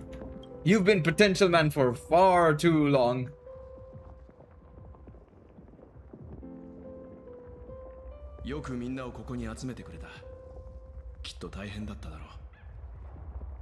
Asat Pramad took Himeko. But surely, I'm hoping that this patch, at least my brother Welt, does actually something interesting. And isn't remaining potential man for far too long. To be fair, we do call him potential man, but we did see in one of the endings of,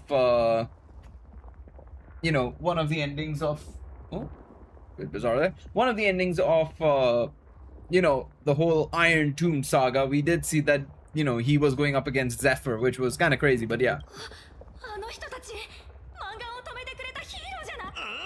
これでもうこんなとこで死なずに済むんだ。本当だ。よかった。俺たち助かったんだ。何か言葉をかけてたとえいつか目が覚めるものだとしてもたとえ触れたら壊れてしまうと、私はこの瞬間彼らのために夢を紡いであげたいのです。これは同じ過ちを繰 Well, り返そ no. うとしているだけなのでしょう Yes and no. You're doing it for a good reason. It's a bit different. そんなことないよ。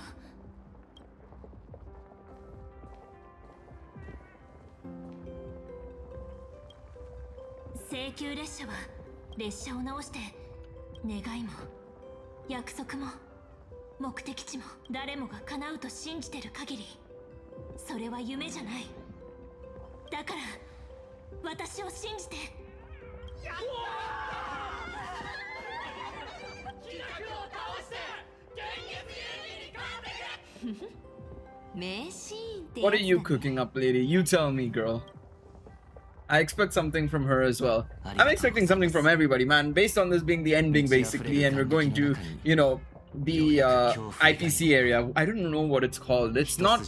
I don't remember the name of it. They mentioned it in the first live stream for Plan Arcadia, saying that we'll be going inevitably there as well.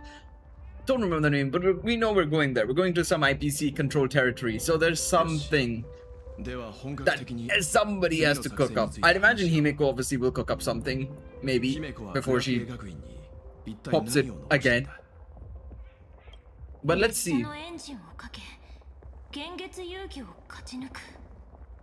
そう姫子は言ってた。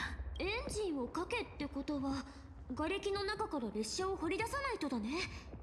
あと When they say ignite the expresses engines, doesn't necessarily mean start it, right? Obviously, she could be quite literally saying start the engines, which is what everybody's assuming. But what if it is about just igniting the expresses engines? It means more so the expresses' will, the desire, the idea of reaching beyond the stars, helping people. 姫子は現像の絵を使って学校にメッセージを残してたんだ。しかも That's what I was thinking. Maybe it's a double message. Maybe there's a little bit more to it. As easy as that, huh? だね。姫子に言われなくてもこの2つはやらなきゃいけないことだと思う。他には何も言ってなかった？ただ列車を動かして救助するだけならわざわざエンジンをかけとは言わないはずだ。 Ignite. Yeah, that's what I was gonna say. 姫子が残した言葉について少し心当たりがある。 Do you have any plans? Alright, Himeko POV. Oh boy. 新しい手品の一つくらいは用意してると思ってたけど、ワンパターンね。まさか他人を絵に閉じ込めることしかできないの？ But in the end, your only idea is to leave me trapped in the canvas? あんたが何を企んでるかはお見通しだ。俺らは互いを知らず、それでもどちらも真実を求めてる。秘密を俺が作った世界じゃ。Oh, I thought he finished the line there. My bad. So let me skip here. Okay, never mind. This room. Is this Himeko's old room? Seems like it. ある父と娘の過去を元にした絵だ。 Why is this guy being such a それと dickhead? 同じ方法を使って街を廃墟に変えたのね。ああ、だがあの鋼鉄の巨人と同じように、これはまだ完全と呼ぶには程遠い。だからあんたを招待したんだ。姫子という名の絵画を完成させるためにな。Jesus Christ, what is he cooking?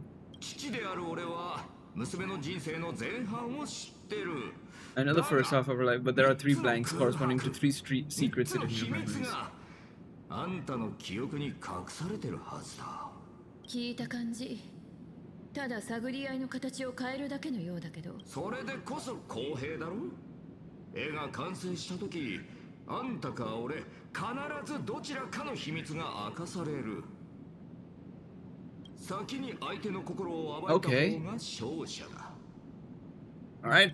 I mean, he's not gonna take I refuse as an answer. 姫子、ただいま。プレゼントを買ってきたぞ。This brother is not here. He is not here. Metro 1999. Oh, I see the reference. I respect that.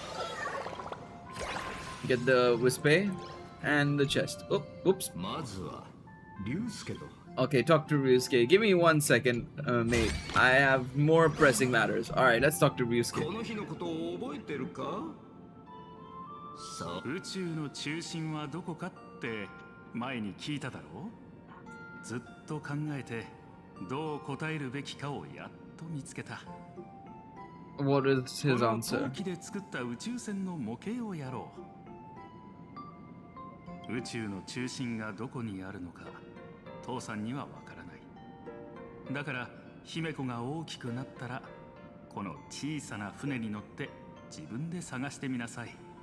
So yeah, we know that Asat Praman had started injecting the idea of the Trailblaze into her brain, basically, right? その果ては小さな光の点で人々はそこへ向かって高く高く飛び立つんだ。姫子、いつか君も彼らのように星空へ羽ばたく日が来るだろう。何も考えないようにしても無駄だ。眼力は臆質よりもずっと敏感で考えるより先に現れるからな。Okay. It appears faster than you think. じゃあ父さんは宇宙の果てに行ったことがあるの？残念だが父さんが行ったことあるのはワールドエンドだ。ただ宇宙の果てはペガーナというところらしい。行ったことはないが。ペガーナ。そこから来たやつを一人知っている。Okay. ペガーナから来た。まさかアキビリのこと？あれはもう小さかった頃のことを振り返ってみると、あんたはいつもわざとボロを出してたようね。それも何か企みがあってのことだったの？言っただろ。竜介になりすましてたこと以外で。He left a lot of open truths, I suppose, is the best way to put it. Incongruous to the character that isn't. 例えばこの時、俺はデルコ星艦を壊滅させたばかりだった。I thought initially I read it as he felt emotional seeing the ships that had just been destroyed, not that he had just destroyed. So I was like, for a second I was like, he got emotional over, why did he get emotional over ships being destroyed? I mean, I know he had spent a time as the navigator on the Astral Express, but seriously? But never mind.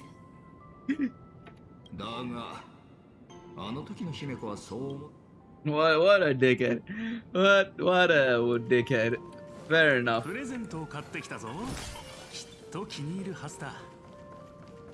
Alright, let's see what Ryusuke V2 has to say.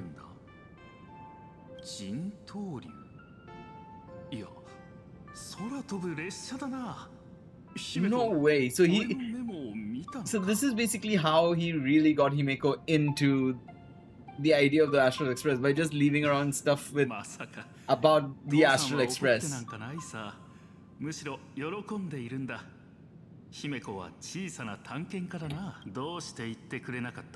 Of course he did. 請求列車の物語が聞きたいんだろう。父さんが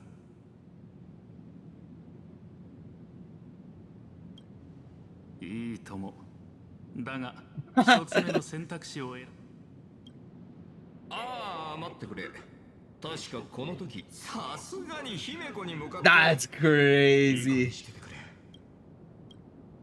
もちろん。That's unbelievable. Bro was about to go just kill some people right after this. No way is he gonna give her the actual knowledge about IC out of everybody.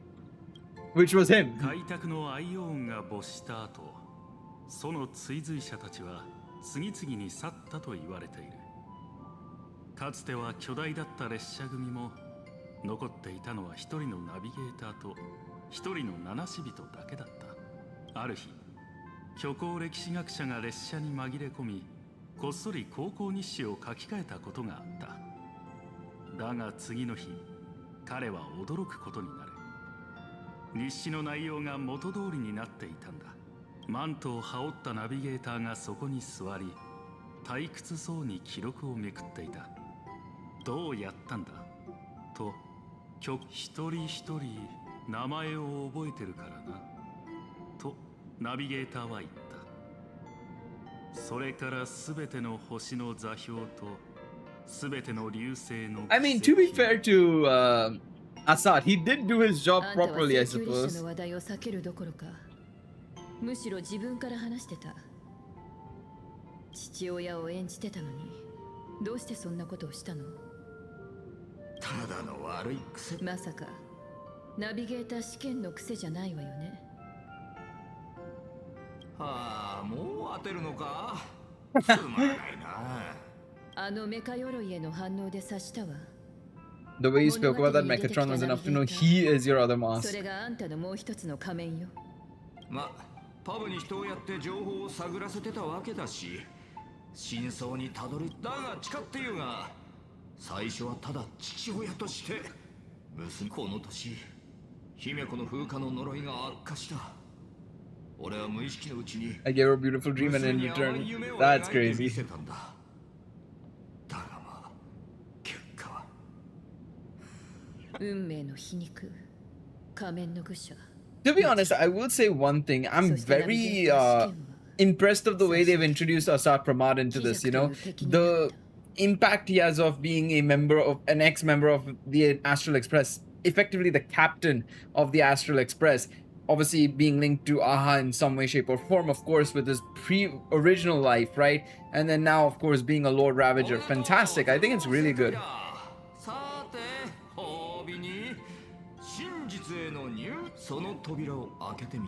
Alright, let's go. I assume this is the final door to have a date with destiny, I suppose. Let's see what's in store for us. It's locked right now, but... この扉の奥は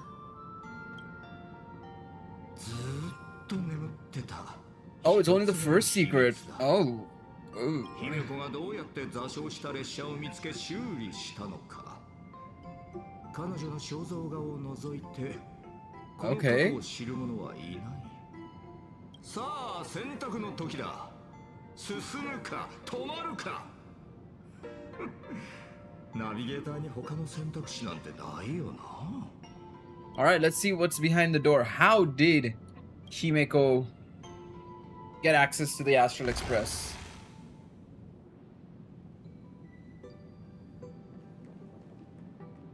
I love how he's just running. Is this the... like... Wait.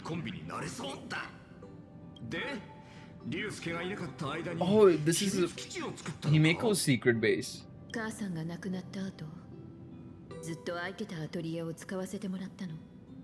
かなり様になって。 Fair enough. バーカウンターまであるとはな。未成年がここで何を This guy, man. 彼女はもう大学生よ。 Okay, I'm just having a look around and seeing what's here. Let me get this treasure chest. There we go, get some jades. 一杯どうだ？ブラーチから教わってな。元老も俺の腕を Until you can't stop raving about my mixing. 結構よ。列車を見つけた時、風化の呪いは全身に及んでた。姫子はきっととんでもない苦痛を。何も知らないのね。その日はあんたの娘の誕生日だったわ。運命とは皮肉なもんだ。それは彼女にとって最も孤独な誕生日だったわ。家族はそばにおらず、いずれ自分は音もなく崩れてしまう。何の痕跡も残さず、彼女は家から飛び出し、星を追いかけようとしたわ。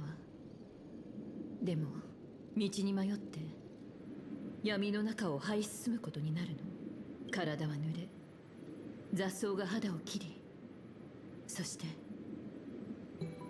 絵の世界の海岸で彼女はそれを見つけた。 It was in the world of canvas.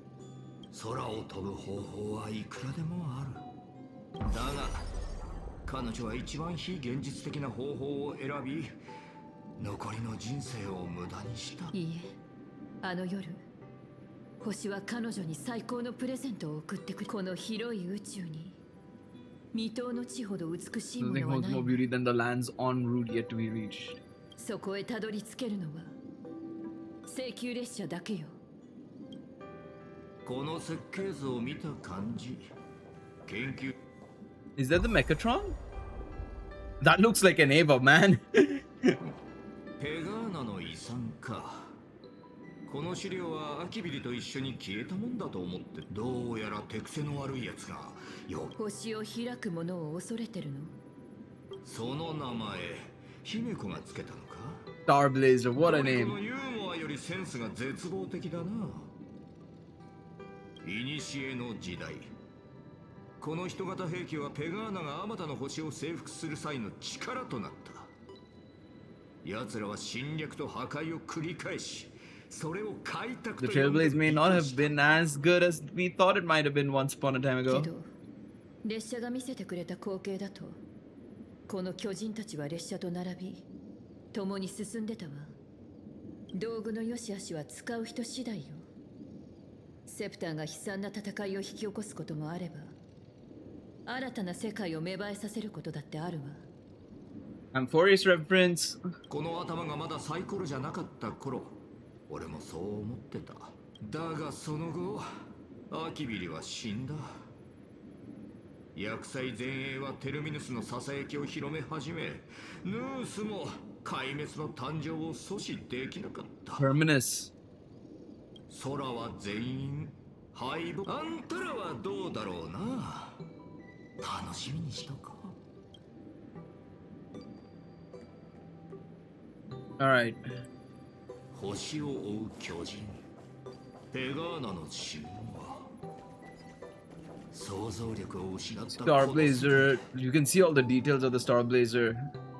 And the Astral アキビ Express, リ of のやつ course. はその作り方をかたくなに口にしなかった。まさか俺の娘はマジモンの天才なのか。手探りで設計図を再現するとはな。その秘密を知りたい？ああ、いや、興味があるわけじゃない。サイコロ頭にそういった技術的な話は理解できないからな。空に憧れながらも無力だった少女が星々を渡り歩く巨人を見たとき、 What must a girl powerless but longing for the sky think to see a giant walking among the stars? 彼女はただ自分の夢をあんな風に自由で強い存在になりたい。つまりあれは例の兵器を再現したものじゃなく、 Okay. この自我の現れってことか。道理で不完全なわけだ。姫子はもう死んでるんだからな。 I think. What's happening? 無駄な努力はやめた方がいいぞ。何やら小細工をしてるようだが、まるっとお見通しだ。 I was gonna say, I think more so than anything else, this is telling me that there's something more because Himeko is not saying anything at any time he says that Himeko is dead. There's more to it. ええ、そうね。でもそれはあんたも同じことよ。あんたはこの先に起こることを何一つ知らない。つまり現像のしようもない。 Okay.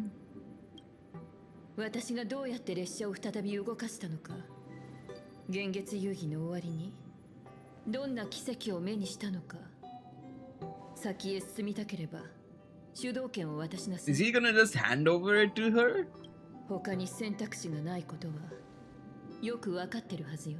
Oh, he has no choice, and it seems like anyways. ああ、あんたが望むならこの絵はあんたのために姿を変えるさ。何しろこれはあんたが生まれるまでの一部始終なんだからな。 Alright. さあ、 Let's take the interplanar jump.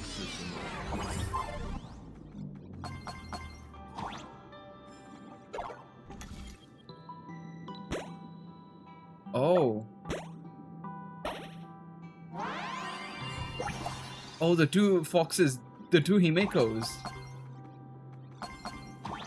Oh, 1 second. Let me just get that coin. And then... No! Whisper!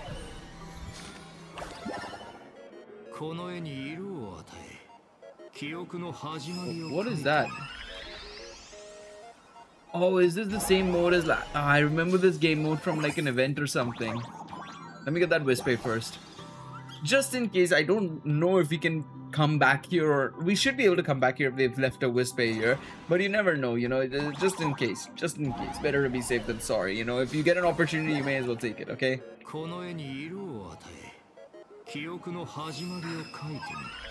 This I don't remember that much of, to be honest, last time, but let's see. I'm pretty sure we just can come straight away up here.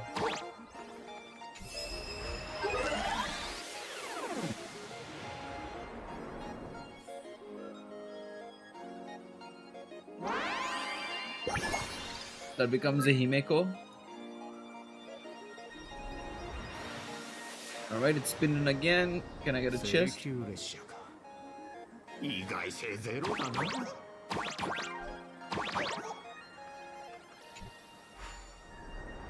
Alright.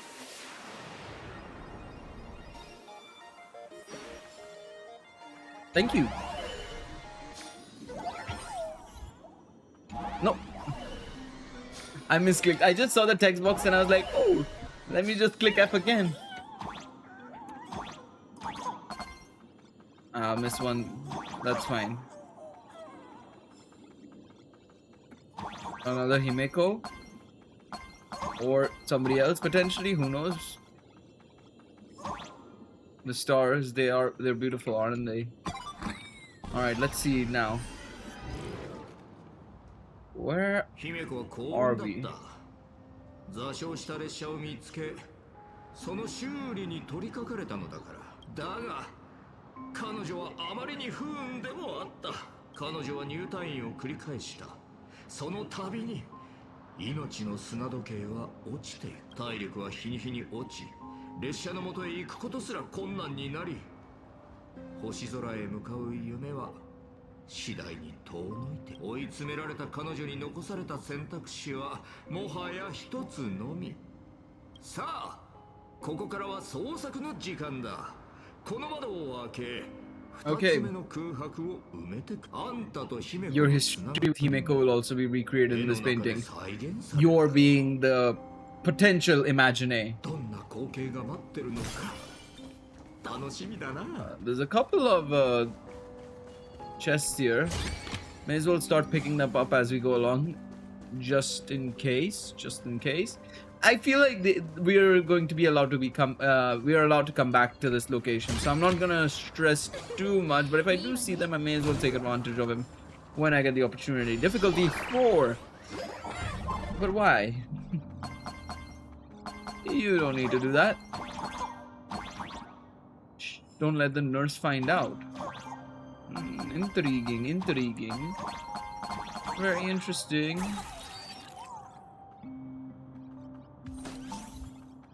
That is perfect timing.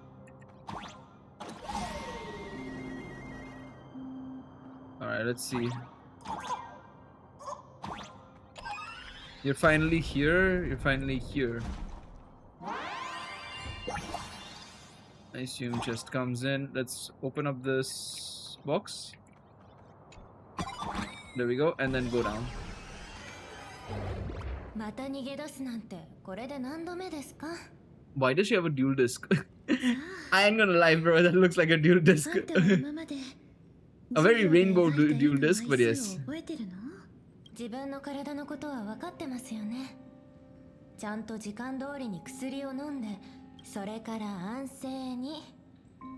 私もグラフ絵学院の卒業生ですから、絵を描くのがどれほど体力を使う。外に出るのを止めるだけならまだしも。Oh, you can see the weathering curse on him. 口を出されなきゃいけないのかしら。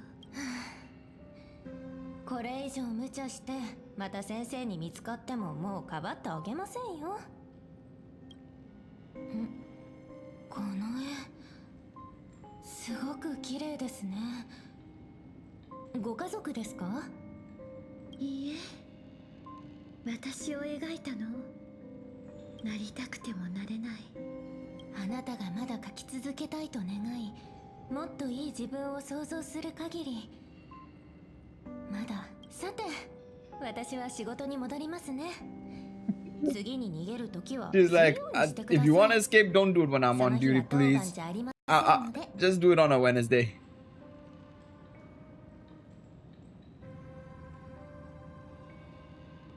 ただいま。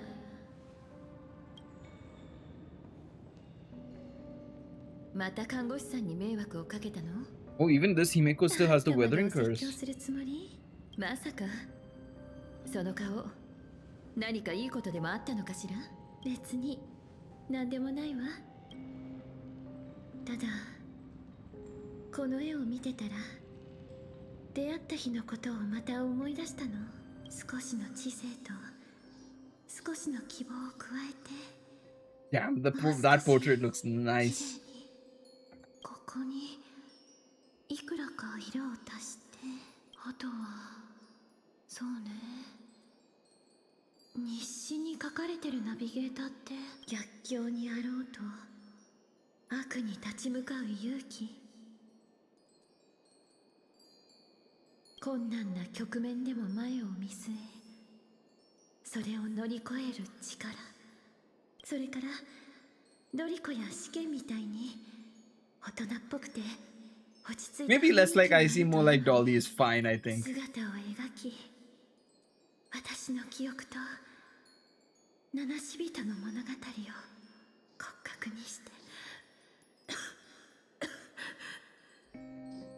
最後に眼力を込め建造で仕上げる。 Fair enough. なんてあどけない顔立ちかしら。こんにちは、私の創造者。成功した。本当に生きてる。焦らないで、逃げたりしないから。こんにちは。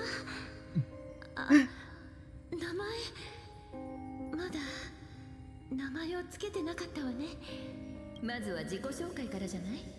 姫子、村田姫子よ。会えて嬉しいわ、姫子。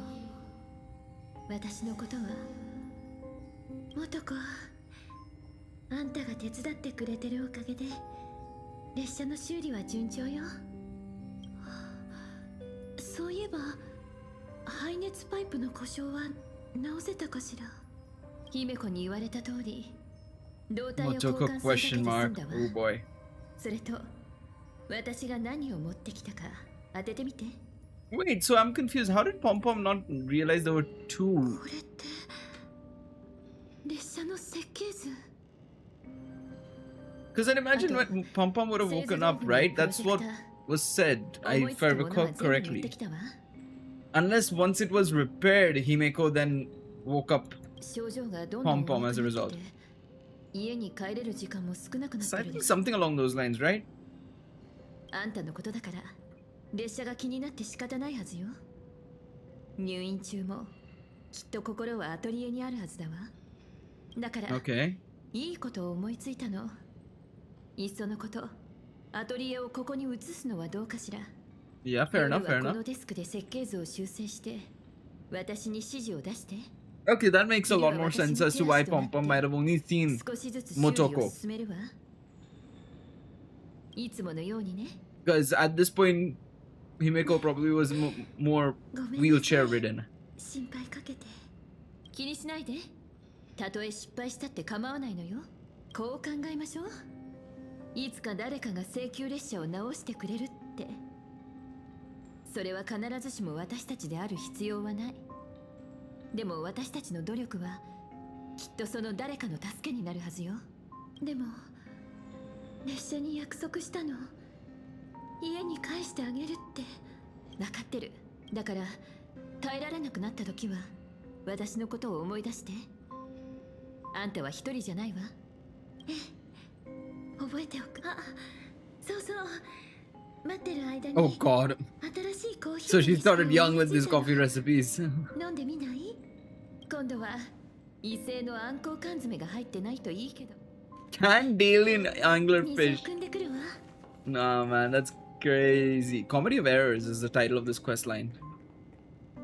お嬢さん、今日の診察はもう。確かここの先生の夜勤は水曜日だけだ。それに今は私の創作の時間。俺はただ自分のやり方で創 Oh, 作に参 it's 加していた Asad Pramad. Oh my god. I'm just participating in my own way. 隊長を前に姫子が思いついた唯一の方法。それは You know what? Fair enough. もう一人の自分を作ることだ。より健康でより大人びた彼女が思い描くナビゲーターとしての自分。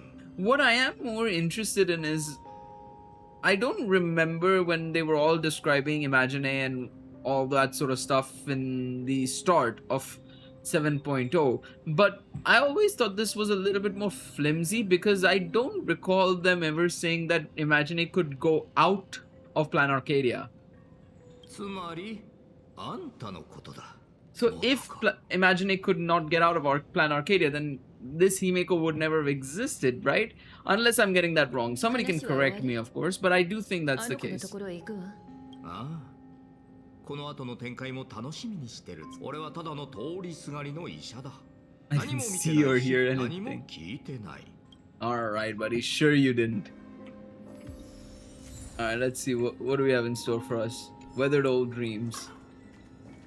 Let me just pick up this chest and then we'll go over this way. Okay.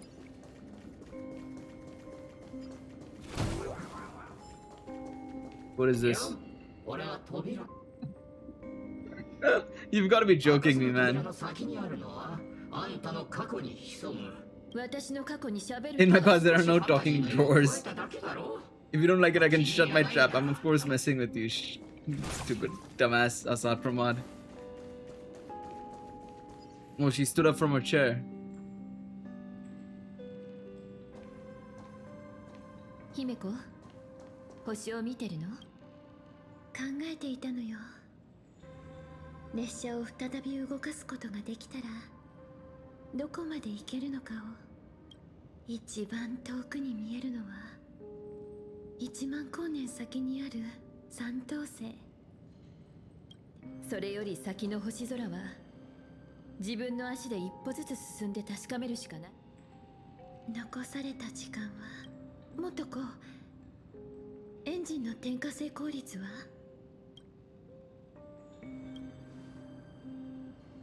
0.21%。That's no good. 逆に 1% も下がるなんて。列車を見つけたばかりの頃は私を乗せて空を走ってくれたの Oh, に。 so she was able to go at least once. ピクリとも動かない。数百の故障を直して1000に及ぶ部品を交換したけど、まさか最後に立ちはだかるのが動力学的な特徴が全く見られない。大丈夫？ええ、もちろん。たかがエンジン It でしょ。 all comes back to the なんとかな engine. るわ。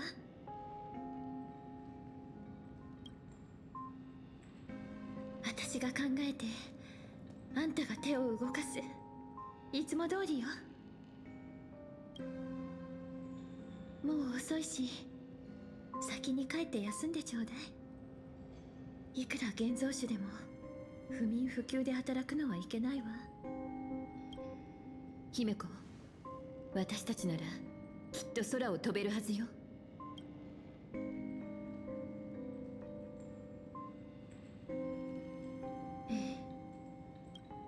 Okay.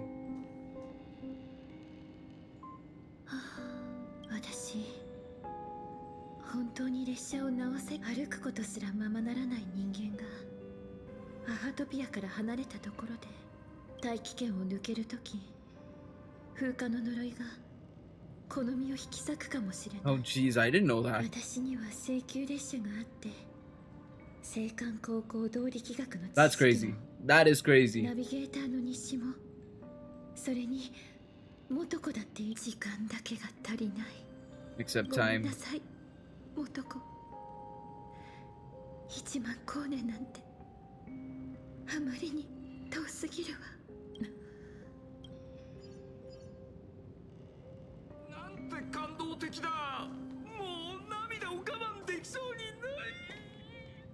This guy, man. Phantasmoon games. What do I care about? I've tried all medicine. Look the last of the Graphia clan. She's gonna join. Okay. Quick, go join the Phantasmoon games. Alright, let's talk to Himiko. ほら、月が満ちたでしょ。全能の笑いの神様にお願いして。無駄よ、男。遊戯の前夜に命を落とした者もいれば、戦いに敗れた者もいたわ。しけど、残念ながら彼は失踪してしまったの。That's not good. ありがとう。 That's not a good sign. 男。でも、私の願いは誰にも叶えられないの。じゃあ、他のことをお願いしましょう。何のために？ Wait, is it for the Express to 思いっ work? きり楽しむためよ。 No way. So that's what they wished for. 星のすぐ近くまで駆け上がるの。 That's what they wished for, to get the Express to move. エンジンを直してもらいましょう。請求列車がもう一度出発する姿をみんなに見せつけてやるのよ。ソが面白がって列車を花火みたいに爆発したって構わない。I mean, that's one way to go out with a bang. 輝いて音を轟かせ空高く飛んでもどんな奇跡を起こすの？私の体であんたが復元した星を開くものの設計図を使ってあっと言わせてあげましょう。私があんたの手足になってみんなに鋼鉄の巨人を見せてあげる。 I mean, a mecha is always a good thing for people to, you know, like. あんたの家の金庫をこじ開けて仮面も持ってきたわ。まさか私に無駄足を踏ませる気じゃないわよね。元子の言う通りね。風化の呪いがどうにもならないのならせめて残された時間で一緒にあの夢を形にしましょう。 Alright. Wait, what does this patient say? Half of his line got blocked. I didn't even see it properly, but okay. Is this the second secret? 面白いな。あんたは想像以上に愉快なやつだ。誰もが神の手から何かを盗もうとする中、あんたはただ華々しい花火を打ち上げようとしたってことか。そして俺のマナ娘はそんな馬鹿げた提案を受け入れた。なんて心揺さぶる物語だ。15年前現月遊戯に参加するためにあの子は一体何を諦めたと思う？生きる可能性を捨て星空に触れる夢を諦め、今にも壊れそうな体を引きずりながら、ただその結末は誰もが知ってる。 Wait, is this gonna be the animated short we saw on YouTube? Oh no. I'm surprised they didn't just put that animated short in this, to be honest.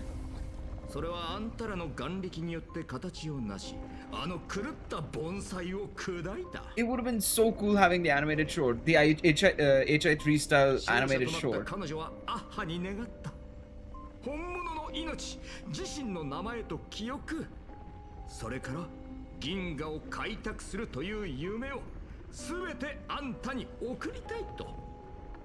そして彼女はあんたと請求列車が星空へ旅立つのを見届けながら永遠にこの星に But what if it was the other way around? 全ての心残りとともに灰となって。さあ贋作、この扉を What if Motoko said to Himiko to ask for her body? It's not impossible. 扉の向こうからはこの扉を開けて療養院を離れたら最初から引き返すつもりなんて。でも本当にもし私が足をその時は私があんたの手を引っ張って何言ってるのよ。覚えておいて。あんたが私を誕生させた時の願いはあんたの代わりを演じさせることじゃなかった。 You're not the one who wished for my bulldog 命 to を take 授 your かった place. その瞬間から私には本当の願いが聞こえてたわ。あんたに欠けてるほんの少しの信じる心は私が補ってあげる。姫子は誰よりも遠くへ行ける。今の自分が信じられないなら未来の私を信じて。ありがとう。もう怖くないわ。この戦いは勝利のためじゃない。今この瞬間も失ゲマが Someone has to 後 stop 側 him. で好き勝手暴れてる。 Alright, let's move out. Oh. 次に幻月が満ちるとき必ず約束を果たすわ。物語をいっぱい抱えて。ええ、行きましょう。 Their voices were overlapsing each other. Or overlapping each other. Lapping is the better word there. 一つわからないことがあるのだけど、以前私が長い時間をかけて星を開くものを描いてた時はどうして完成させられなかったのか。それはきっとあんたの心に迷いがあったからよ。ナビゲーターになった自分が列車で星の海を渡る。あんたはそんな光景を見たことないから、それを元に現像することもできない。それなのにどうして失ゲマの前では成功したの？私たちが一緒だったからよ。目を閉じるとナビゲーターになったあんたの姿がはっきり見えるわ。請求列車がもうすぐ出発する。列車の明かりが暗い夜を照らすの。足元には数えきれないほどのレールが広がっていて、周りには名もない星々が瞬いてる。まだ誰も歩んだことのない道をあんたは見つけた。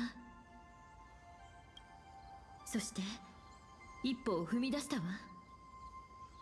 歩み続けていればかつて越えられなかった壁もいつしか The gang, Sunday's also there. Bro's literally obviously, to be honest, I already knew he was a part of the Astral Express, even during the events of Amphoris, but there's so many people who say like, oh, he's finally become a member of the Astral Express. Brother, he's been a part of the Astral Express for time now. Come on now. He said he will be a temporary part of the journey, but he's still a part of the journey for however long he may be. Just like all other Astral Express members, all the other nameless that have come and gone. They were there for a time period and then they moved on. Sunday will be the same. And maybe the others as well. It's inevitable. That's how the Astral Express has been and how always will be. 毎日目に浮かぶの。一度だってぼやけたことはないわ。私もその景色を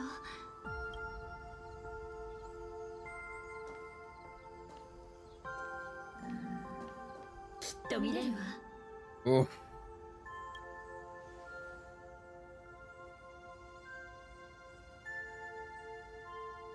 今の私の姿はあんたが思い描いていた通りかしら。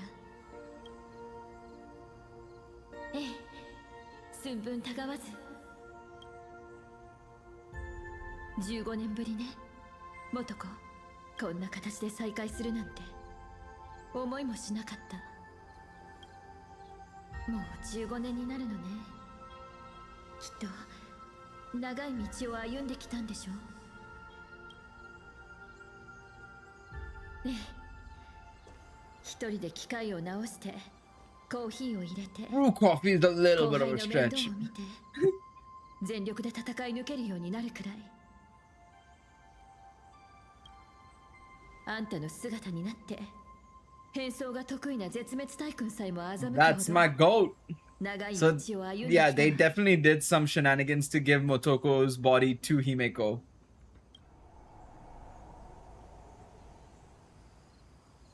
今は立ち止まる時じゃない。あんたはまだ歩み続けるんでしょ？ I'm curious, will they explain it? Because I'm more curious on the how than rather than the anything else, to be honest. 私をあんたの力に変えて。 So I'd imagine the wish they made at the end was basically to give Himeko's mind and consciousness to Motoko. 何がどうなってる？ああ、そうか。俺は勘違いしてたんだな。15年前に起こったのは元子じゃなく、 seems like that's the case. 姫子の方だったわけだ。 Interesting. この答え気に入ってくれたら嬉しいわ。 Even if it does make it look laughable. ずっと勘違い。いや、まさか。よく生きてくれてたな。娘。 Turned around to just say like, oh shit, my daughter, you're alive. がぜん興味が湧いてきた。1000年前、俺は同じ星空の下で列車を撃ち落とした。 Wait, he's the one who destroyed the Astral Express again. 15年前、急いで二層楽園に戻った時、地平線から光の点が昇っていくのを見た。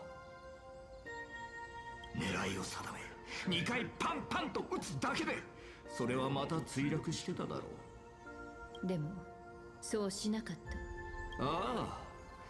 列車が大気 Oh 圏を my 抜 god, け thank god he 夜空に didn't do 長い anything. 弧を描くのをただ眺めてた。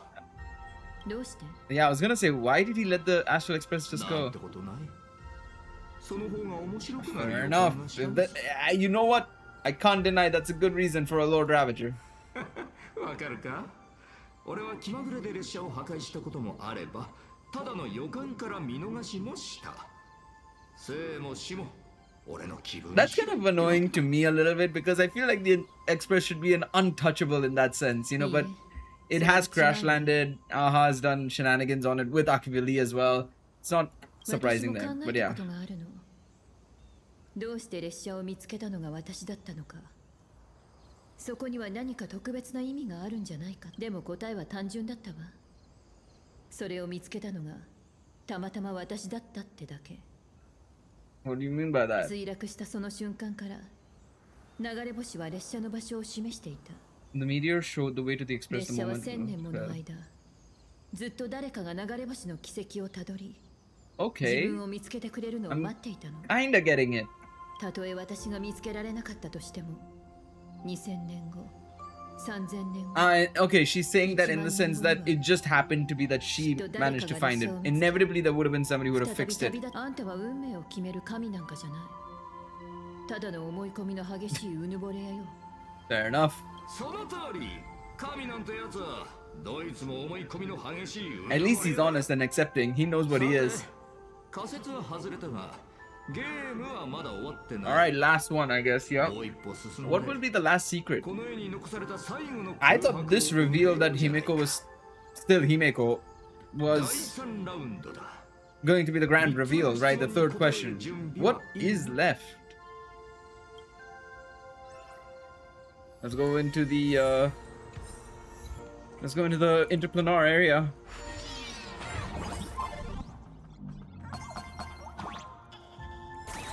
Go. Oh, can I not do this?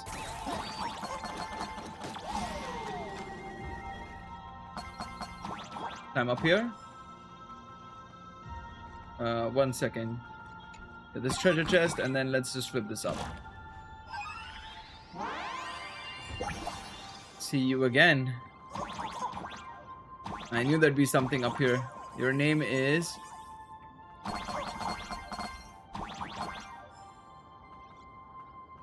Your name is? Is that it?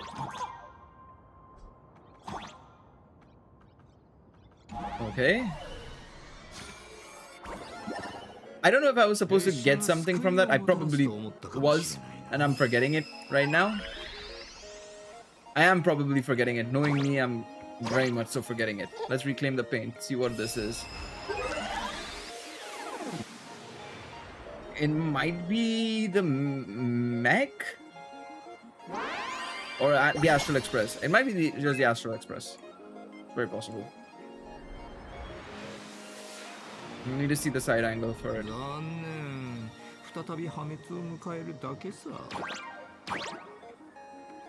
Okay. Color restoration. That'll tell me a little bit more because I can't tell what it is really. Okay, I assume it was just the Astral Express. Don't lose to him. I won't. Don't worry, I'll always be by your side. Man, that's kind of crazy. Alright, we got the space anchor. I thought it was a calyx when I saw it from far. Alright, let me go get this Wispe. Otherwise, I'm gonna miss it. Oh, angry little guy that was. Alright, let's see what Asap Pramod has to say. What is the final one?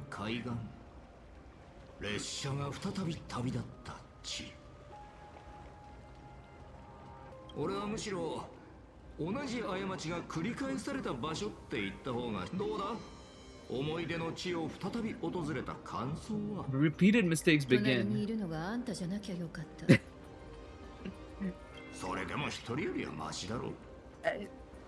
I don't know about that. I think traveling alone is better. いなかった。メカ鎧を現像したあんたの眼力はそこをつき、旅立つどころか、アイオンとの謁見すらままならなかったはずだ。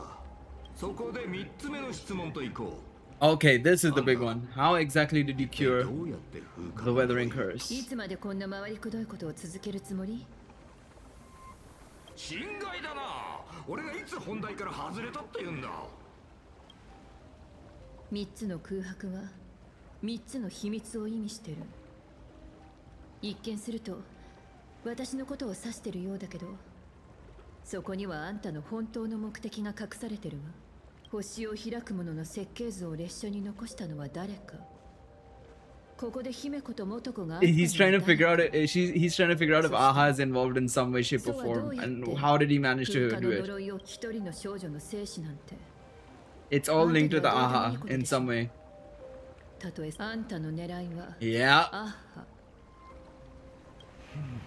15年前の真相を探ってるのはそうについて知りたいから。The truth from 15 years ago is key to figuring out when the phantasmal programs are compromised. From what form will they descend in, and how they plan to intervene?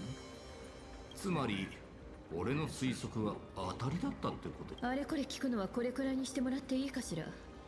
ゲームはもうおしまいよ。秘密は秘密でなければだがあんたは。ええ。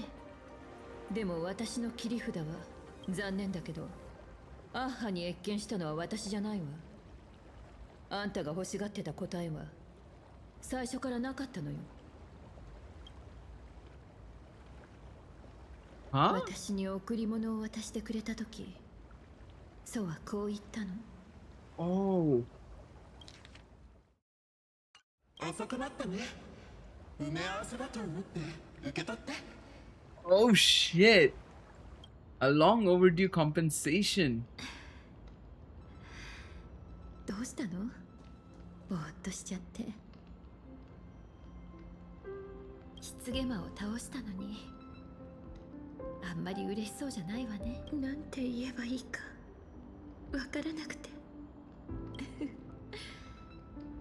もうすぐ私が行っちゃうから、列車に乗ってもどのみち眼力のない。 That's what I was thinking. I knew it. Like literally, we would have been told if Imagine A were going to be allowed to live, but there was no wish power, no audience. How would Motoko live? That's why I was always thinking, like, it's unlikely that Motoko would have been able to survive in deep space anyways. このまま旅立ったら私きっといつか夢から目を覚ます時が来ちゃう。今日のことを思い出すたびに自分の夢は他の誰かの犠牲の上に成り立ってるんだって。 One second, I just want to see this. That's what they said when they gave me the gift. Let's just call it an all long overdue compensation. And so Aha met Motoko. Aha didn't meet Himeko. そこには Based on what she said at the end to Assad as well. So that confirms that Motoko got the wish, and she obviously must have wished for something regarding Himeko. And the Weathering Curse by extension. いつかこうなるって前から分かってたでしょ。だって私は自分の命で私たちを縛り付けてた大地に打ち勝ったのよ。バカね。ここからは私を作ったあの日こう言ってたじゃない。たとえ死ぬとしても星空にもっと I 近 want い to 場 die 所 where で the 死ねた。 stars are within reach.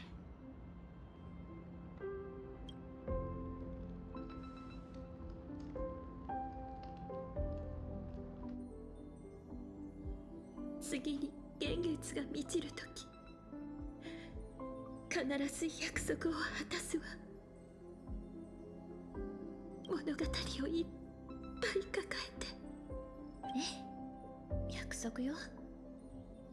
もし私を見つけられなかったら弔い霊人みたいにお月様に聞かせてあげてちょうだい。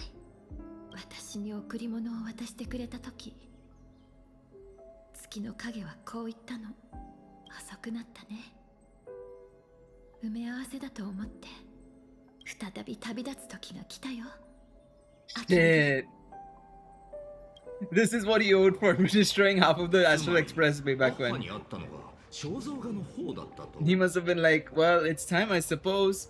It's time. I have a... あんたは偽のチップを掛け金にしてテーブルについたのか？挑戦なんて言いはしたけど、あんたにとってはただの時間の無駄だったってことよ。認めよう。ほんの少しとはいえ、確かにショックだ。だが、答えがあんたの中にないなら、俺も遠慮なく壊滅を実行できるな。勘違いしてるみたいね。この探り合いはあんたが引き返すための最後のチャンスだったの。はあ、面白い。あんたがチャンスをくれる。 I assume the guys probably would have figured out igniting the engines by now. たとえ絶滅大軍に落ちたとしても、元ナビゲーターであることは変わらない。だから改心するチャンスをあげたかったのよ。でもこれまでのやりとりで確信したわ。あんたは道を踏み外した七死人なんかじゃない。ただの列車に泥を塗る敵よ。Jesus. 敵を前にやることはただ一つ。 It's fighting time, baby. 俺を壊滅させるってか？そんなことできるのかよ。あんたの手品はもう見抜いてるわ。絶滅大君。世界を終末に陥れ、無数の分身を作り、過去の光景を見せて私を惑わせる。でも結局のところ、どれも種は同じ。あんたの能力は現実をキャンバスにしてまだ確定してない可能性を現像することよ。人々の眼力を使って彼らが恐れる訪れるかもしれない未来を作り出したの。 So basically nothing's actually happened, but everybody's imagining that it's happening because of そして同じ this 手法 fear. で別の場所に存在しうる自分を現像した。 That's actually smart. You know what? Fair play. でも Manipulating 別の可能 others' 性が誰か thought に観測 process. され現像の嘘が暴かれた瞬間、あんたの能力は効果を失う。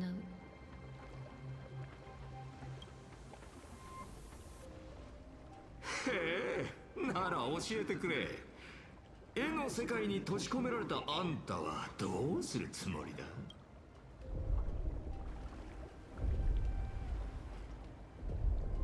不完全な星を開くものを呼び出し、必死に空間に体当たりさせたところで。 It's not the Starblazer, it's something else. 逃げる？誰が逃げると言ったかしら。 Just do it all here. 重力は人々を大地に縛るだけでなく、星と星を引き寄せる力でもあるわ。元ナビゲーターのくせに七死人の救援要請の方法も忘れてしまったの？質量の大きなものが衝突することによって列車が跳躍する際の重力波の周波数を再現する。 So that's what she meant. Just ignite the engines and get everybody here, その basically. 特殊な信号までは遮れないはずよ。あんたの秘密はもう仲間たちにも伝わってるわ。もしかしたらあと1分もしないうちにその野望は砕かれるかもしれないわね。 Oh boy, this is gonna be good. あるいは1秒後か。 I looked at my watch just to check seconds or minutes.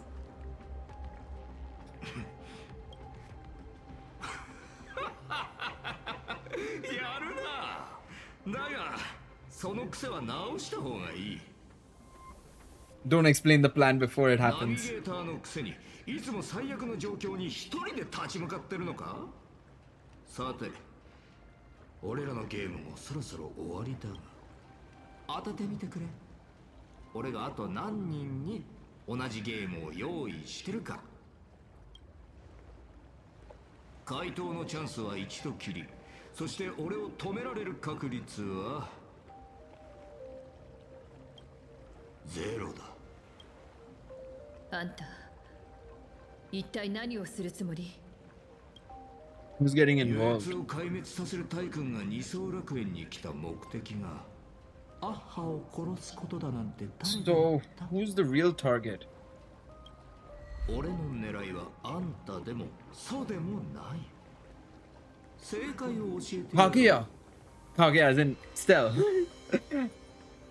The Stellaron. テルミヌスの名のもとに主人公の旅をこの地で終わらせる。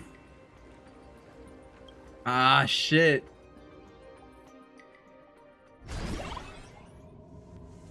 ただ列車を起動して救助するだけならわざわざエンジンをかけとは言わないはず。うちらに何か It should be a message that the nameless can ヒジャ decipher. クが目の前にいたなら姫子が口にしたことは全部キジャクにつまり姫子はきっと I will say, by the way, I really think going to the red and black is so much cooler than the yellow and black.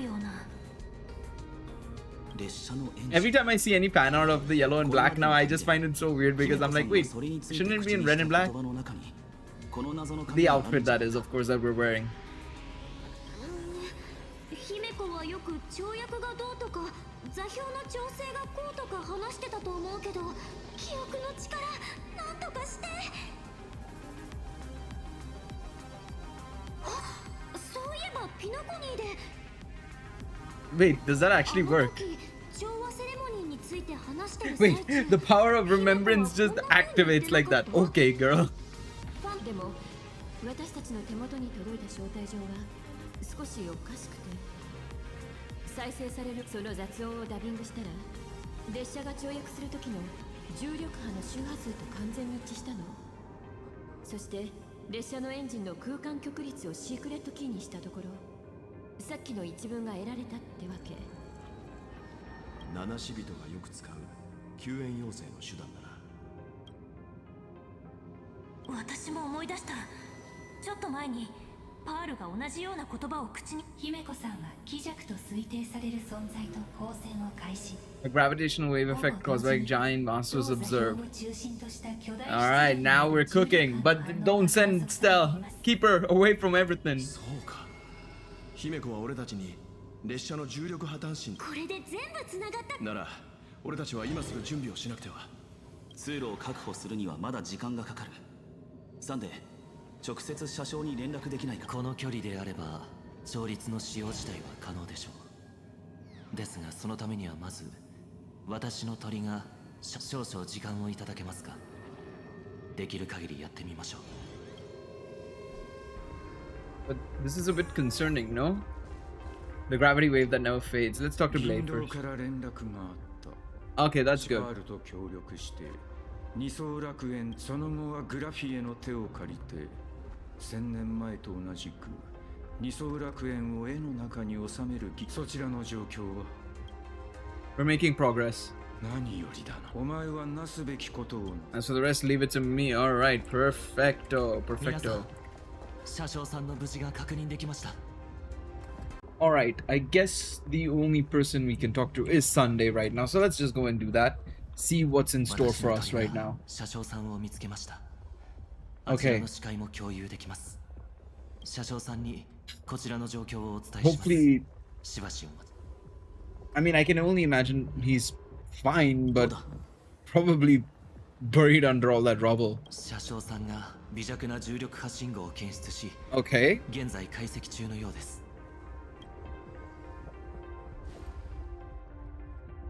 What is my brother doing? Oh, there we go. 無事なんじゃないほっとしたぞ車掌さんうちら Oh も God. ずっと会いたかったんだから Is that the gravitational wave? 姫子からのメッセージを解読した早速みんなにも伝えよう人々の恐怖を利用して未来の可能性を現像するのが気弱の Yep, 能力 yep.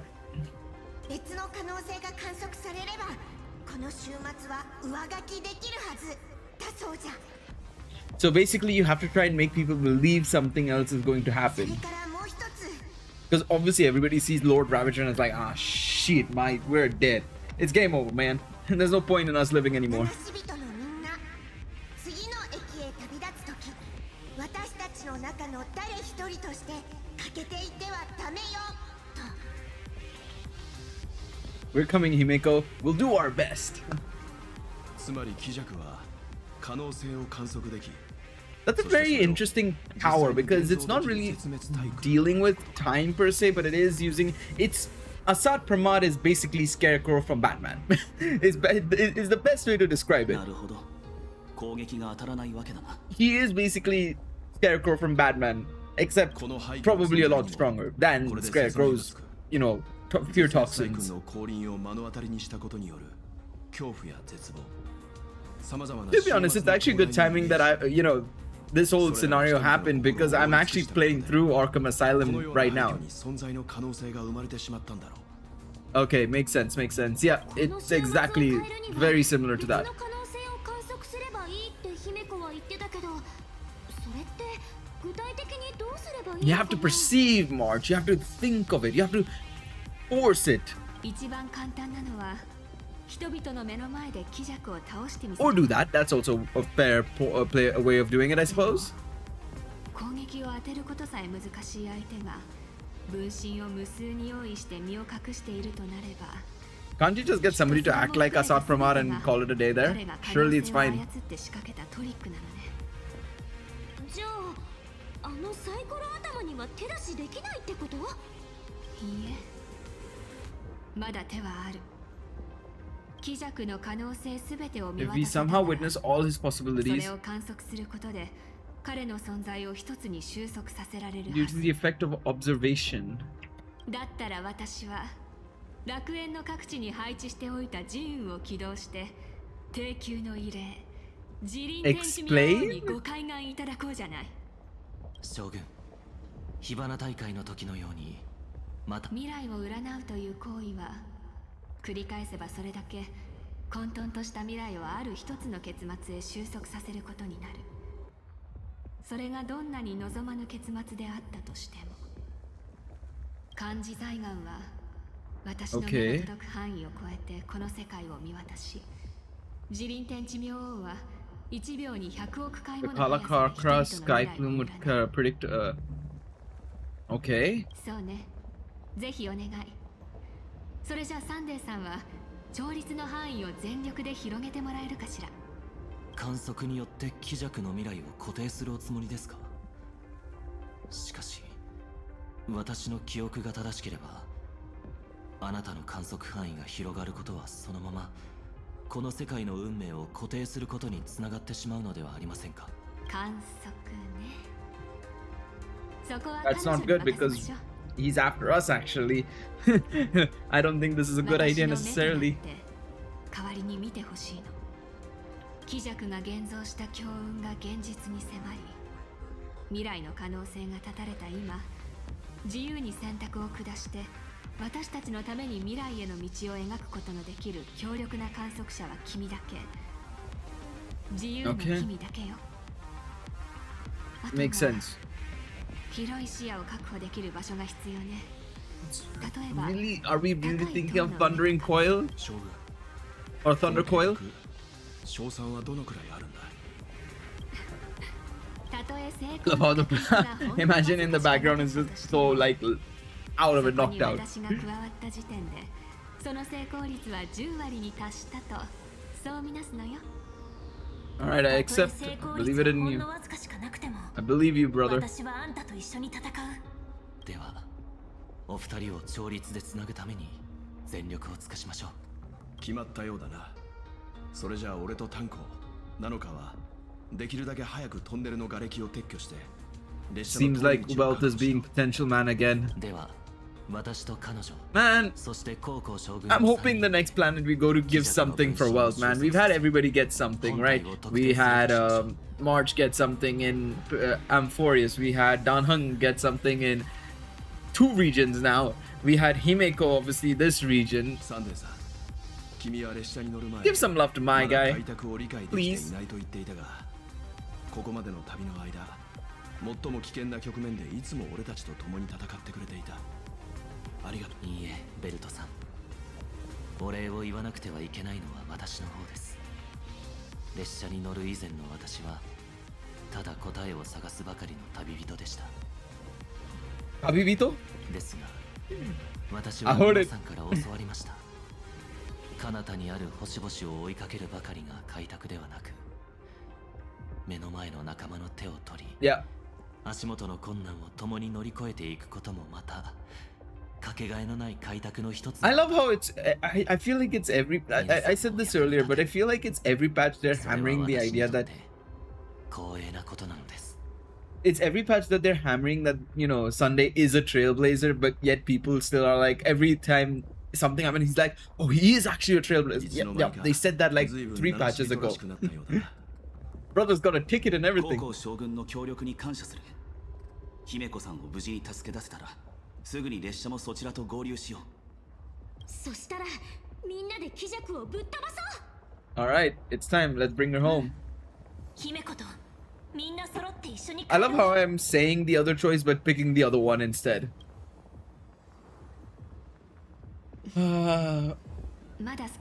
We're falling for a trap, and that's not good, though. That's not good.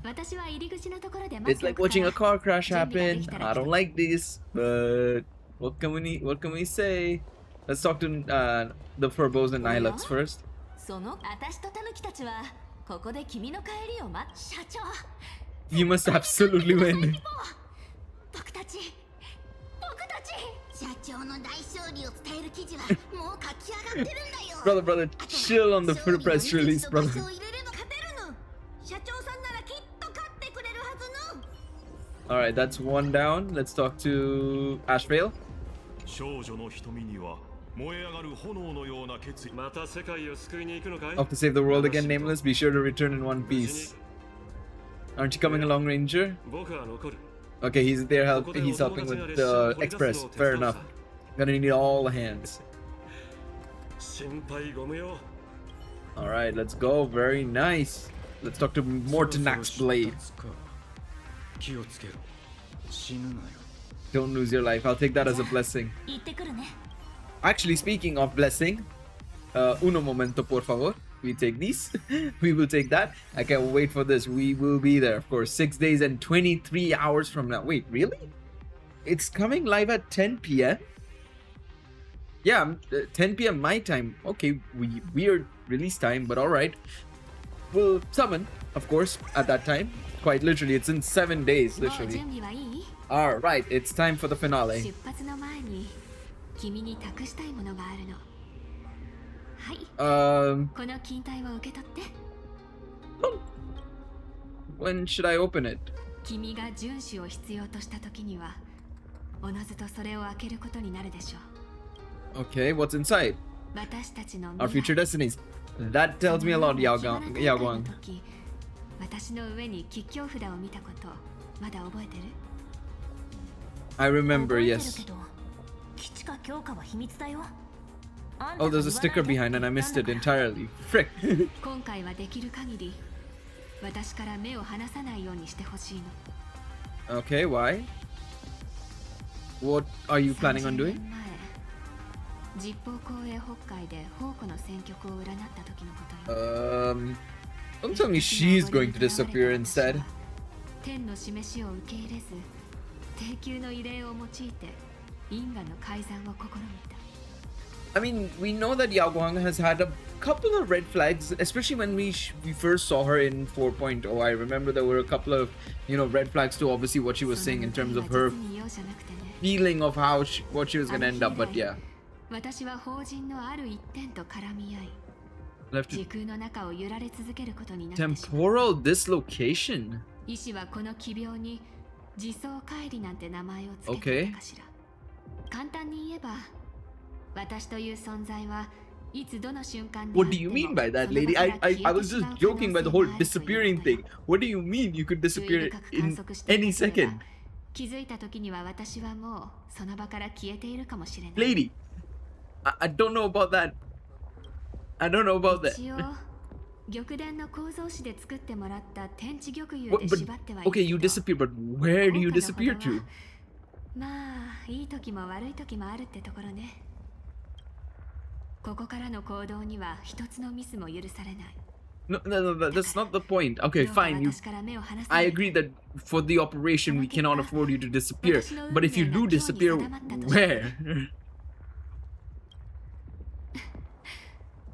この世界に足を踏み入れた瞬間、私はもう自分の運命を選び取っているのよ。君はそれを見届けるだけでいい。選んだのは君じゃないから。 Okay, all right. Let's execute this plan, eh? Of course, there's a interplanar thingy mababa here. Of course it is. All right, let's see.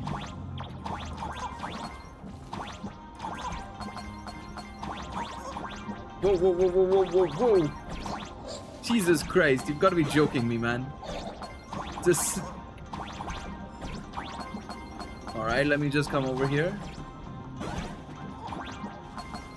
Oh god. Oh god. Alright, I need to dash for it. Jesus Christ. Alright, I needed to get that Wispe. One demon will eat you in a heartbeat, but two demons not necessarily. They might lock eyes with each other. No, no, no, no, no, no, no, no. Okay, I thought it would just kill me, but it just pushed me up, which is good. That's fine. We'll take that. So,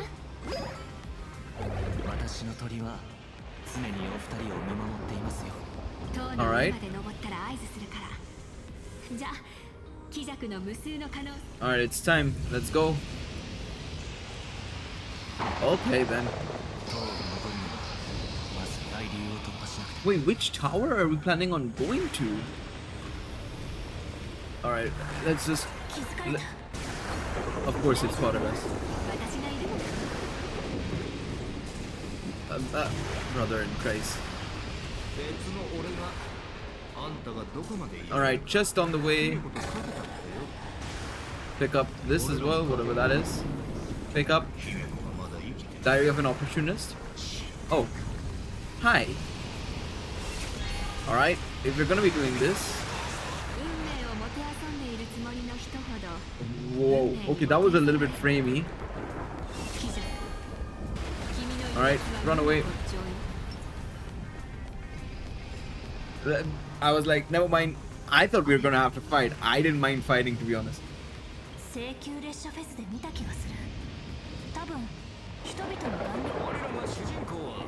人道時代から生きる古の巨獣へ果敢に立ち向かう。だが彼女が手にした武器はあろうことか。だから言っただろう。彼女はもうさてお待ちかね Monster versus protagonist. Alright, I assume we're gonna have to jump into the interplanar jump and execute the weapon on the Thunder Coil. Like we normally do. Yep, of course we are. I do think that they overused this one a little bit. So what do we have to do exactly here? It's jump time, let's jump. Demon Holes Revelry. You've got to be kidding me. Is this actually going to be like a This is actually like a mini game. Like a rhythm mini game in a way, kind of. Not exactly, but similar-ish. Whoa. Give me that. Alright, can we use it? Go, go, go, go, go, go, go, go. Launch it, please.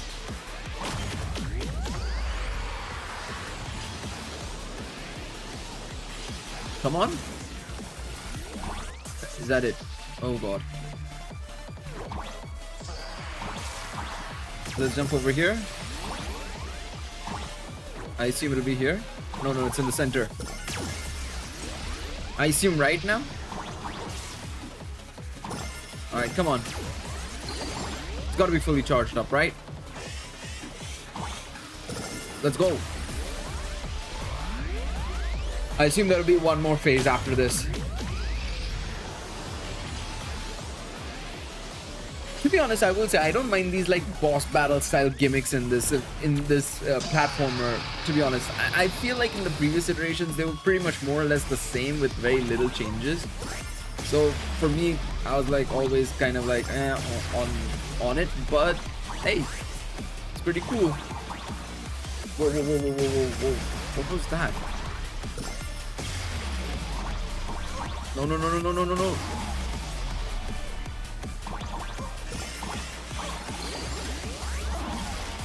Alright, that's fine. Oh, it's one final hit. These bloody things were blocking me. I didn't even realize what was blocking me. I was like, what the hell's happening? Am I hitting the lightning? No, it's the bloody, as per the friendly ghost shenanigans up top there. Stupid ass. Oh god, a helicopter to take us all up. That's cool. This is what I mean, that they needed to do more of this sort of stuff, man. This is cool. You know what, fair play. I think they made it unique this time around. Otherwise, I was gonna say, like, usually it's just very annoying, like, repetitive shenanigans they do with these, platformer, you know?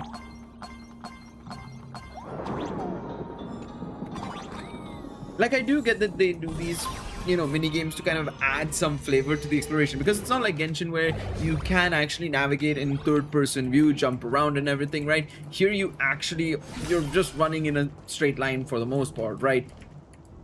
That is the big difference, I think, here. All right. We're falling for Mr. Asad Pramad's trap, which is not good.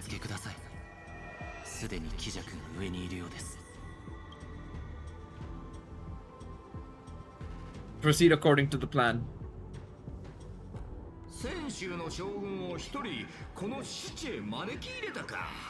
Oof.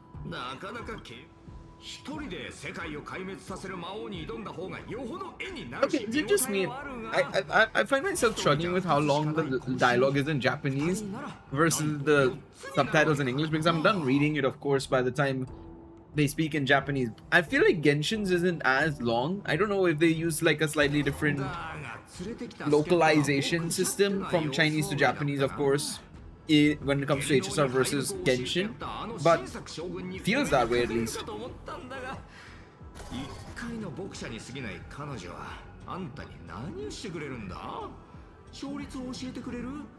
Bane of Pantelia, yep.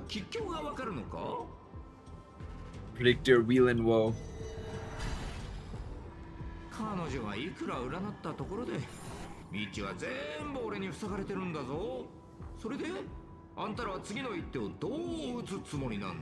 Dormammu, we've come to bargain.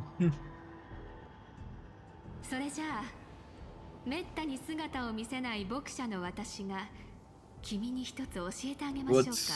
What's gonna happen now? Let's see. 貴爵、将軍と牧者はね。I am surprised you've not had a full-blown cutscene yet. 将軍は敷かれた後の陣を破り、牧者は敷かれる前の陣を破るのよ。Fair enough. 道は全部塞いだって？残念だけど、道なき場所に道を開くのが開拓のお箱なの。君の運勢を占ってあげる。君のあらゆる可能性はこの瞬間に収束し、たった一つの敗北に定まるのよ。低級は宇宙を巡り、先生を見通し、運命の道筋は玉鳥に記される。天眼開きし時、吉凶はおのずと示されん。They could have done more there, in my opinion. これが純種の目の洞察だと。ええ、私にも見えた。貴弱、君の破滅はすでに定まったのよ。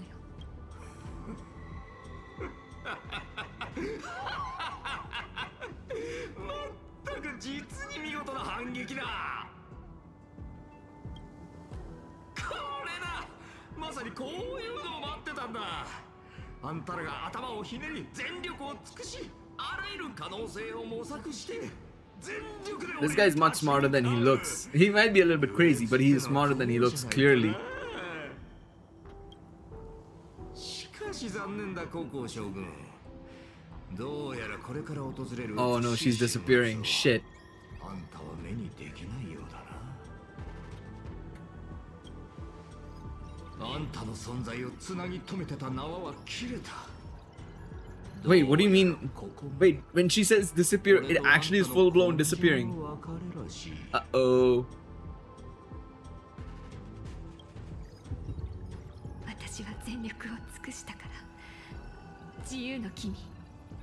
あとは君の手で希釈に敗北の運命を突きつけてあげて。待って。残念、真剣勝負に待ったは Wait, なしだ。 wait, she just... 100% they wouldn't have done such a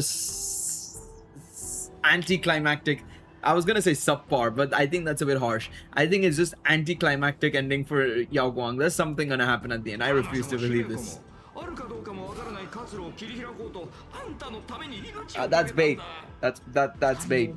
100% bait. 気づいてるか、主人公。分身たちを失ったのは確かに痛手だったが、おかげであんたが俺の前まで来てくれた。 Oh, cutscene.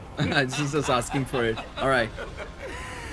それじゃあ、元ナビゲーターとして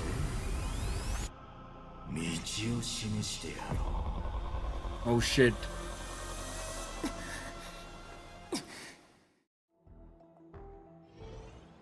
Where the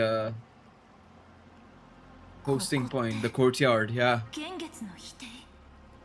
恐るべき敵を前に孤立無縁。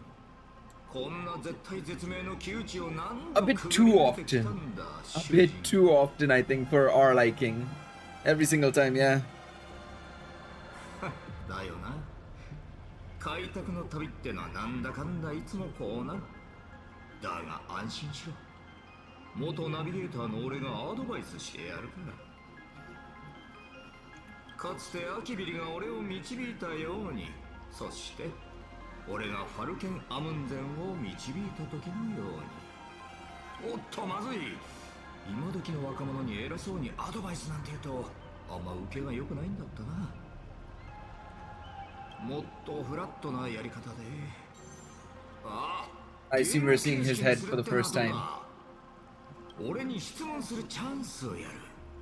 全部で8。 I thought he was pulling off his hat.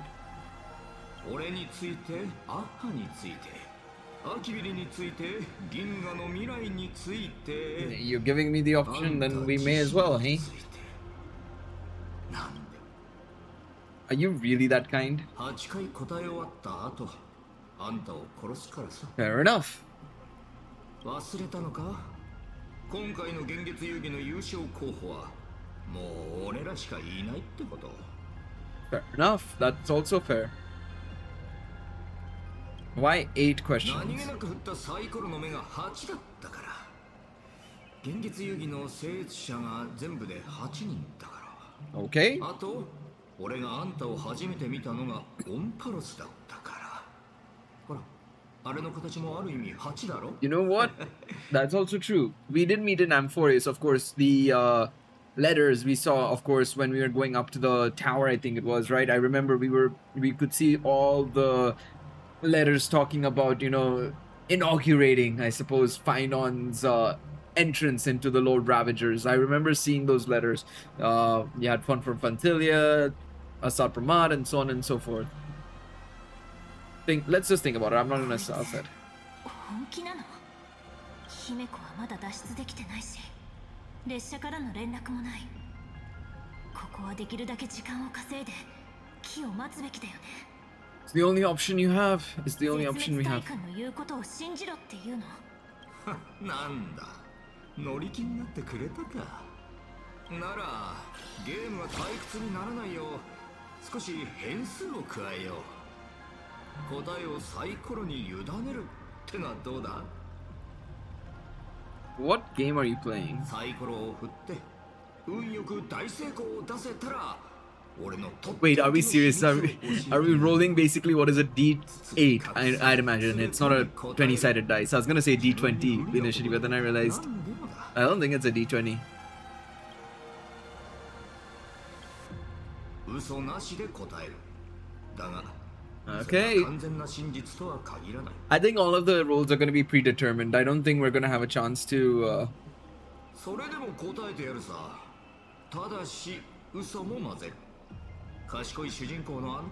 I don't think there is a chance for us to guarantee critical successes for each one.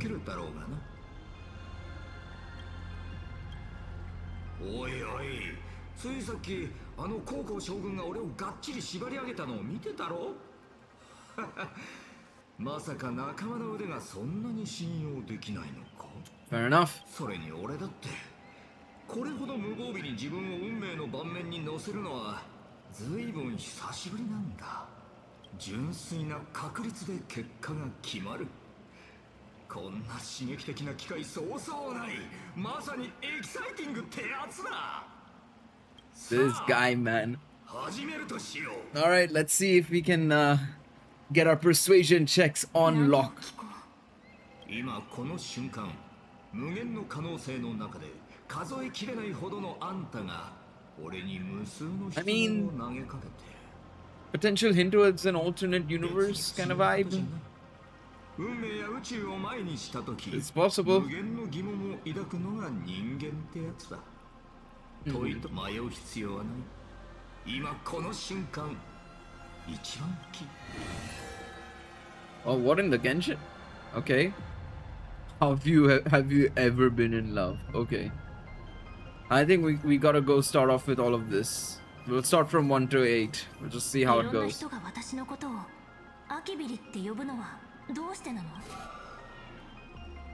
What is it gonna be? That's a D20 basically. Dice roll results success, not a critical success. まさにそうがかつて歩んだ道だからだ。請求列車開拓の運命、世界をつなごうとする意志、これらは偶然じゃない。 Okay. あんたはある意味継承者であり、外似た本質を持っている。人々はあんたの中によく知る星の光を。 So he said that it's mainly the truth, not necessarily the complete truth. Mainly the truth if it's a success, right? Okay, so obviously there's been this theory about Akivili, us being Akivili basically, right? Or effectively, right?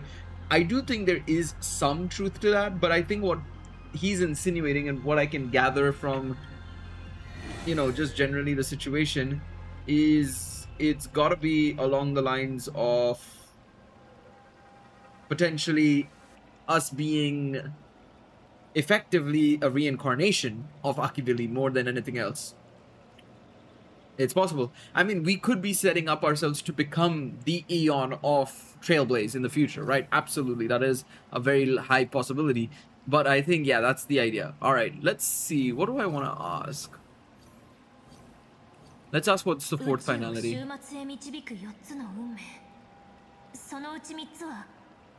We know remembrance is a potential fourth. It's not a guaranteed fourth, I think. 残りの一つをあんたは知ってる？ I don't think it was guaranteed. とんでもないことを聞くな。ヌースだって確かな答えを持ってるか怪しいってのに。まあ安心しろ。 I thought maybe they might know. I thought maybe the Lord Ravagers would know what the fourth one is. Alright, let's see what it is.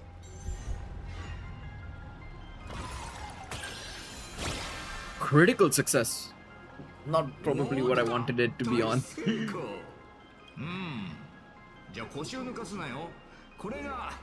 What is it? So nihility, destruction, finality is 3. What is he saying here? Oh, interesting. その計画が失敗したことにあんたらはむしろ喜ぶべきだ。運命の枠を取っ払った宇宙がどうなるかなんて。 That's not the path I was expecting him to say. 演算不能で計り知れない狂気をはらんだ宇宙。すべての方向が前で永遠に終わりのない宇宙。時間が流れても何も起きず、空間が広がるがどこへも行けない。 He's not necessarily wrong, and it does, but I think you could make that argument for every path, right? I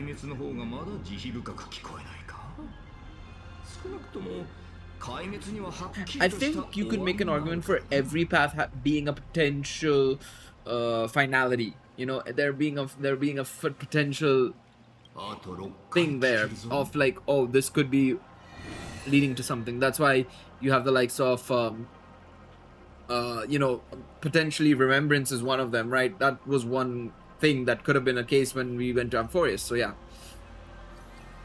let's ask about, I don't think the next one is going to be a success or a critical success. I'm gonna say, let's go with the I want it to be on a question that I want to see be answered, and especially if it is actually something that I don't want it to be also on a question that is useless and it gets a critical success. So I'm gonna go with potentially the Stellaron inside me. Let's see, because I think this might be a fail. I think.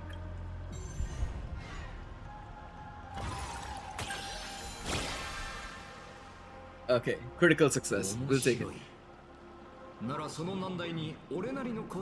It's still a good question though, in my opinion.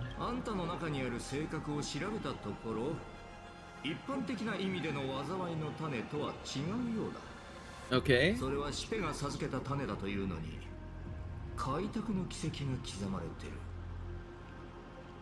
Alright.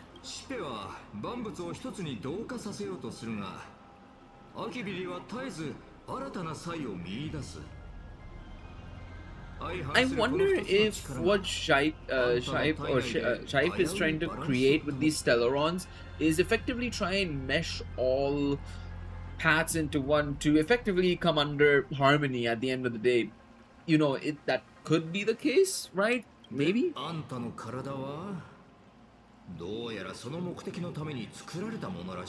It conceals a secret inside it. The Stellaron hunters likely understand this better than I do. Yeah, probably do, and that'll be something we get to them in the near future.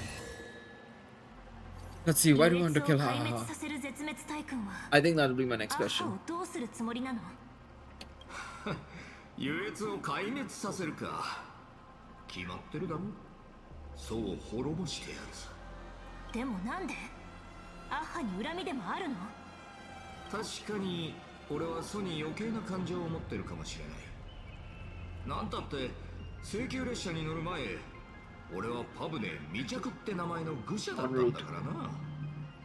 Wait, didn't we roll the dice? I was gonna say we didn't even roll the dice. He's just answering us without rolling the dice. Fail. Okay. That's a fine question to fail on a little bit.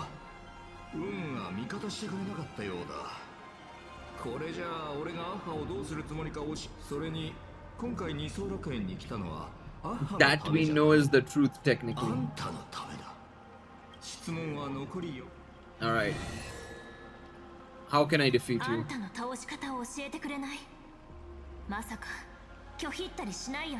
Hey, you never know.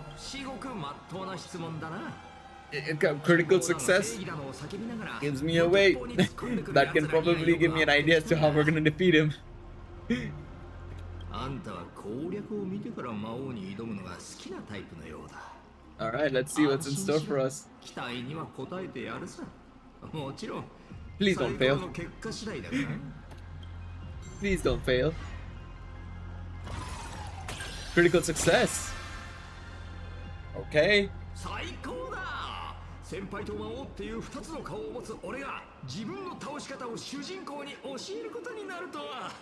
まさに胸躍るシチュエーションってやつだ。Alright. もったいぶらず答えてやろう。 Oh, blowing up the Stellaron. Haha, very funny. Stellaron?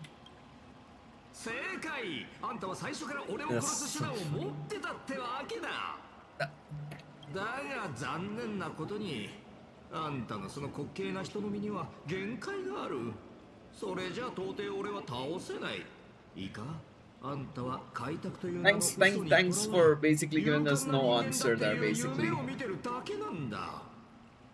よく聞け。あのマンガンと戦った時のように、この世界に廃墟に隠れて震えてるだけの臆病者や勇者が世界を救うのを待ってるだけの観客たちに向けて性格を It's not a good idea. It's not a good idea, Stell. Don't do it. 押し寄せる眼力が性格を完全に覚醒させ。 What will the Stellaron turn me into? そんなことどうだっていいだろ。魔王を倒すっていう願いが叶うんだからな。Whatever the consequences may be afterwards, we'll deal with it afterwards, hey? Not a good idea at all. 3 more questions.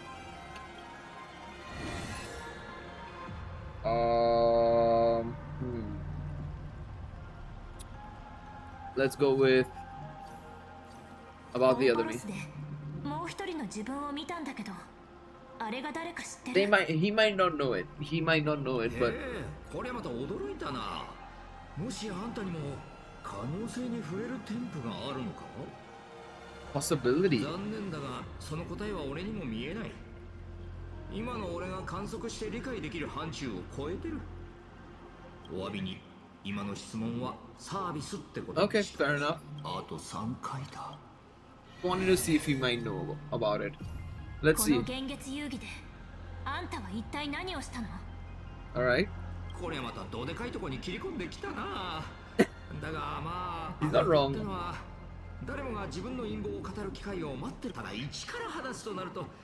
I'm curious, was it all predetermined critical successes and fails depending on the question you asked? I am very curious if people had similar results based on the questions I had. Because if it's the exact same, then that tells me that it's predetermined, each question's role. Fail. Oh, fantastic. Great. Great. And to be fair, I did get a couple of critical successes recently, so... 黒幕が悪事を告白する素晴らしいシーンになるはずだったんだが、あんたの残念な運のせいで Your dreadful role has ruined it, Pity. その好奇心は満たされることなく終わる。ここで推理小説で犯人がよく言うセリフを送ってやろう。そう。崩れゆく世界を見ながら最高の気分で罪を告白する。これ以上気持ちのいいことはない。Alright. チャンスはあと2回しかないぞ。Alright, let's see what 2 questions do we have. Ooh. 元ナビゲーターなら開拓のアイオンがまだ生きてるか知ってるんじゃない？ Let's see if it's an answer that might give us. I don't think it's gonna be a critical success. It is a critical success. Alright. ついに俺とアキビリの知られざる秘密を語る時が来たか。アキビリは死んだ。だがもしかするとソはまだ生きてるかもしれない。 Okay. アイオンにとって運楽とはただ存在の形が変わるってだけ。 The fall of an eon is simply a change to the form in which they currently exist. その計画だったのか。 Okay. 真実を知る者はいない。アキビリに会ったことのある七死人が言うには、ソはよく始まりと終わり、そして存在の木や運命の外側について話してたらしい。 Okay. 何せこの時空は有限だ。ここに身を置く開拓のアイオンが宇宙の外に目をやるのも当然ちゃ当然だろう。そうして俺はあるアイオンの運絡を目の当たりにした。星々を切り開き空間を駆け抜けたその力は最終的に存在の境界にちっぽけな光の点を残しただけだったよ。 Okay. That gives us a little bit more information about how Akivili must have perished. It's possible that he went on his own way to try and reach beyond the universe, and he might have done, which obviously caused his fall because there was nothing left for him in that sense. But I do think there's more to it that even Assad Pramad doesn't know necessarily. 最初からこれを聞くって決めてた。姫子はまだ生きてるんだよね。 Brother, she 本当に自分の娘に daughter of like 何の感情も what was it, 8 years, 9 years at most.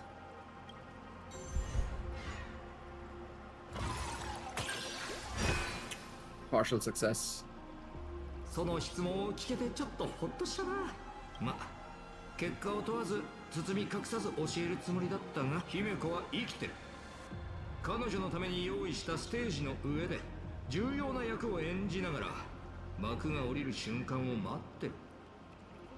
Okay. 幾度となく訪れる偶然の旅、気まぐれな芝居、誰かの父を演じて One chance journey after 誰か another の woman, 友にな one り woman after another, playing 誰か someone's の mother. 恋人になる。 Wait, who did he fall in love with? ってのはこういうもんだ。 Wait a second, who did he do? 偶然の巡り合わせで俺は未来を持たない一人の少女に星空とまだ見ぬ I let it grow with no future, begin to dream of the stars and nothing behind yet to be reached. 気まぐれにまいた種がなぜいつも予想外の形で芽吹き思いもよらない果実を実らせるのか。グラフィエと姫子もまさにそうだ。 I mean, yeah, who こ would れ have は thunk も it? はや呪いで運命が俺に送るこれ以上ない嘲笑なんだろう。15年前のあの夜も同じだ。俺には列車を落とすチャンスがあったがためらった。いや違う。 No to both, okay. 正直俺もあの時なぜ迷いが生じたのかずっとわからないでいた。 Wait, 1 second, I actually want to see this. Wait, I said something about the skip button. It appears my sentiments were entirely reciprocated. Let the secret sleep within. Ah, okay, so I missed one, the earlier one. That's my bad. Because it sounds like that was the second one, but yeah. あんたの同僚たちを苦しめてるんだけどね。Yeah, subsequently, yes. だが数週間前姫子が故郷に帰ってきた。あんたを連れてな。その時ようやく気づいたのさ。なぜ15年前列車を撃ち落とさなかったのか。父という立場からでも開拓のためでもなく15年の時を超えた壊滅のためだ。姫子を旅立たせかけがえのないものを手に入れさせてから最も残酷な方法でその全てを壊滅させるためだった。 What a guy, man. What a guy. そして重要なのはあんたにこの世界の終止符を打たせること。これこそが俺が二層楽園に自分自身に宇宙の運命に捧げられる最高に悪趣味なジョークだなあ。このジョークでアッハは満足してくれると思うか。 Have me bring it into this world? 私の性格を利用する。請求列車が行く世界に性格は欠かせないだろう。ドカーン。 That's crazy. 15年前の血塗られた遊戯で聖越者は姫子を除いて全員非業 Wait, is that his? Oh my god, those are faces. 眼力という栄養を得られなかった獣の抜け殻は苛立ち血の生贄を求めてうごめき始めた。そして15年後一人の列車のヒーローがこのゲームで喝采を浴びる。Jesus Christ. Also, I thought his head was only a D8, but it is definitely a D20 dice. さて、質問はこれで8回。次はまったく今時の若者は Kids these days. 先輩が話してる時にスマホをいじるやつがどこにいる You know what? Fair enough. Fair enough.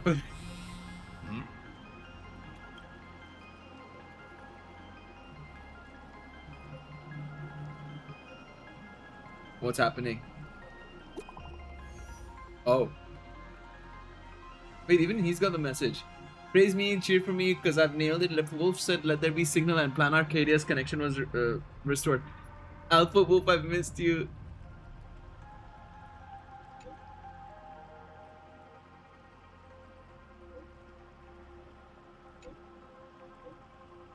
Wait, what is this?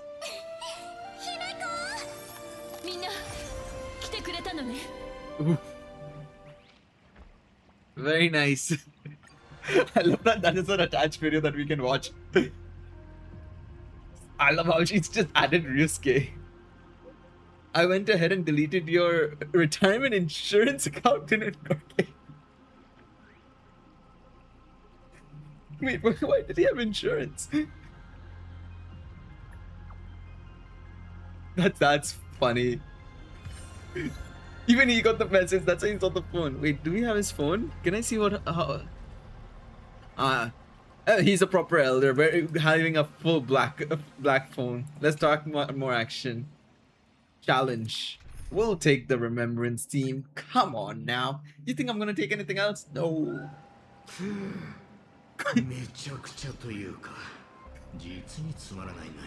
He also uses the phone like an like an old person, man. Jesus Christ, they really did a good job there.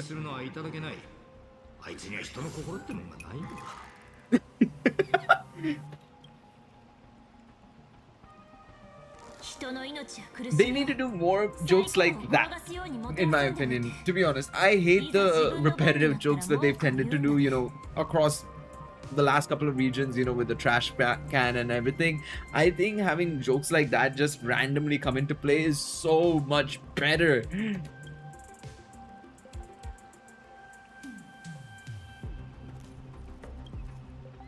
I have a 9th question.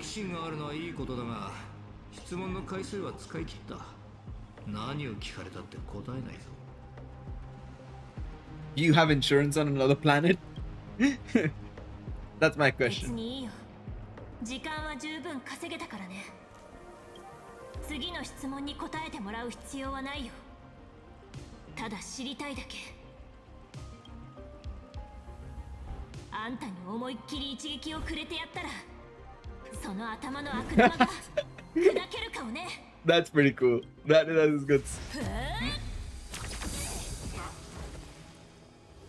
I wasn't expecting it.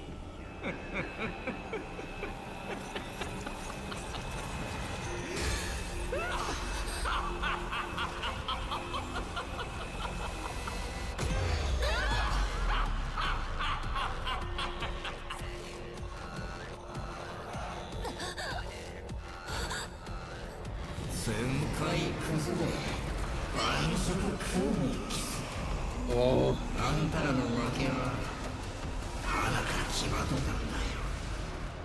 Why are all of these like Lord Ravagers like big ass creatures, man? Iron Tomb, Fantilia.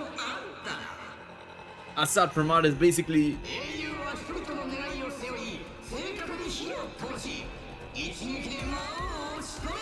Yeah, it's all the same. It's all the same design.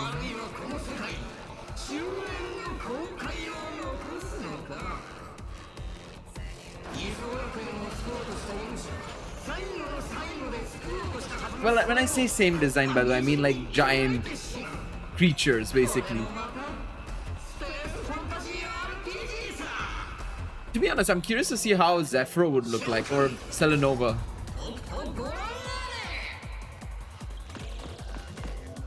Hang on tight, the express is on its way. Alright, I'll do my best. Wait, where's my team? Where's my team at? Alright, let's just do AoE.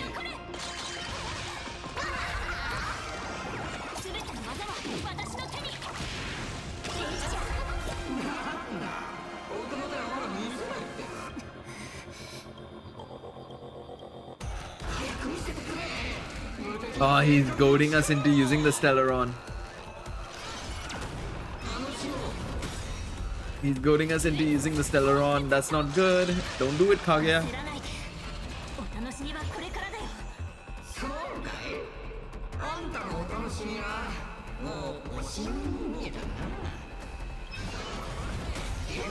Okay, the Astral Express is coming. I think that was the right next.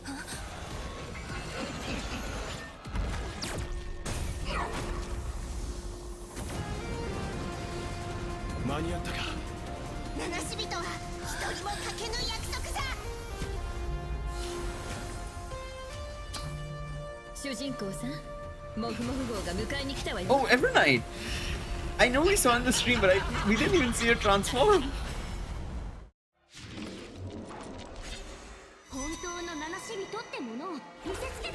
Yeah, well, Evernight is on the team, so it actually works perfectly. Let's speed it up. Alright, use the Q. Do this, do this. We're gonna KO easily, brother. Come on, this is the Remembrance team. Mono Remembrance for the Wood. Yeet! Alright. Lord of Samvarthastai Asat Pramat Formation. Okay. Deadbed Chorus. Alright, let's do this. Come on.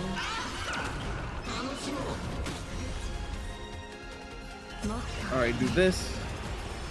Use the AoE. Heal up just in case. We have enough skill points, I'm not too worried. Alright, let's do this. Boom! Come on. Surely we should be able to do more damage than this. Come on, lads.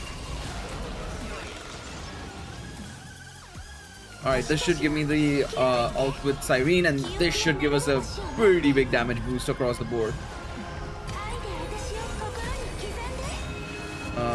We'll use this.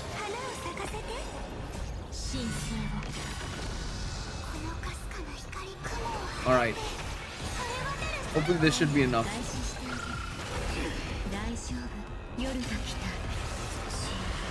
That's fine. Use this one and then we can use an attack on Asat. Boom. Alright, now we can just go for big damage. Big damage. Hit me with all your talk about friendship and justice. Okay, not bad damage.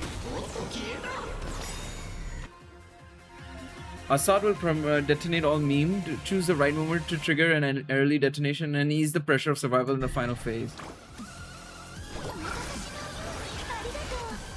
Alright, let's see.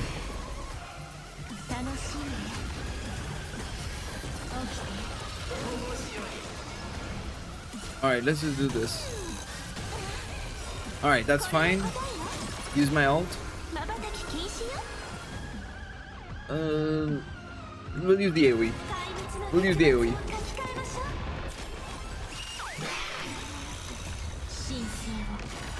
I knew I should have probably just used it there.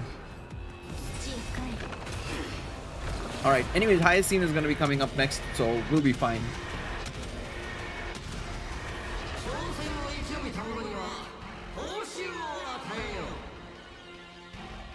Okay.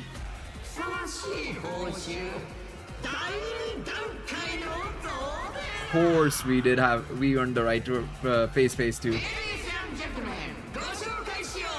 Oh my god, I wasn't expecting it to just morph into that.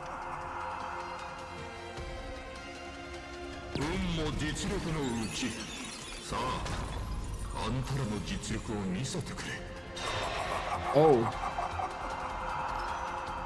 Causes all enemy targets to immediately take action. Dispel this.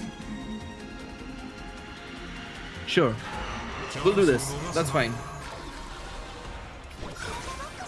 Because we can then transition into this. That's fine. More than fine.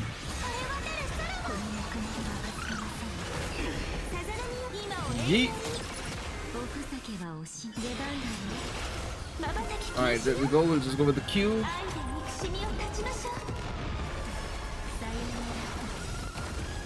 Use my ult with Evernight.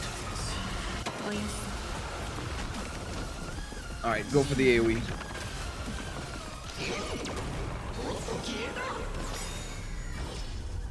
Alright, I'm gonna need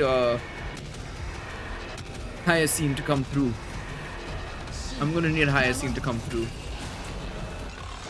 Because I can do this. Blow that up. Heal the entire team up. Yep. Use Cass's thing. Just burst. And then I'll use this one's ult. That way we can heal up quickly. Can I? What if I do this?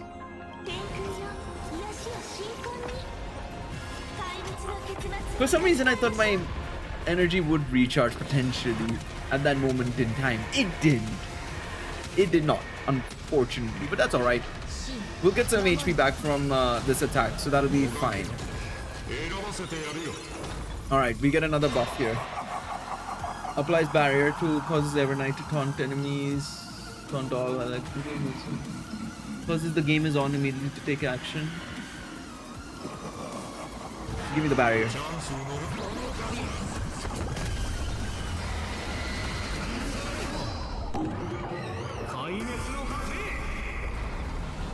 I think that was the best decision I could have taken.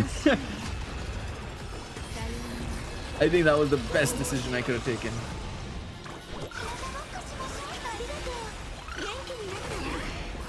This should give me back my AP. And one more phase. This should give me the end of the second phase. And now we move on to the third phase where things will get a little bit more difficult, I do think. Oh damn, the voice is getting serious.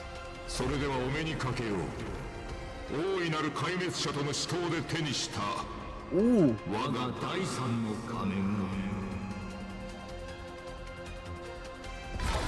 Alright.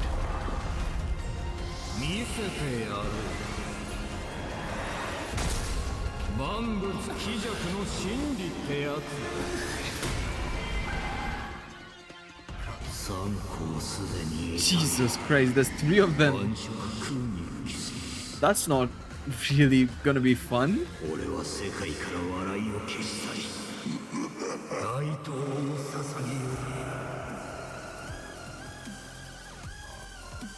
Okay. Hey yo, chill champ, chill.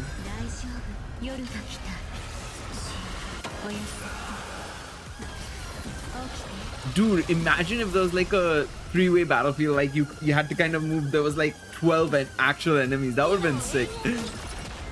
I mean, that would have been challenging as heck, but that would have been sick.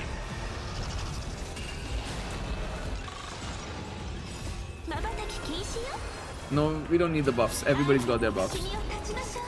That did nothing. It's done nothing. Alright, you tell me what we're gonna be doing next.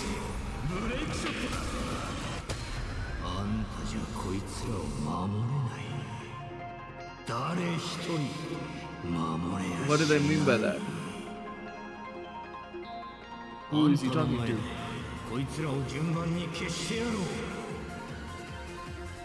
Wait, don't tell me he's gonna just vanish one of our characters.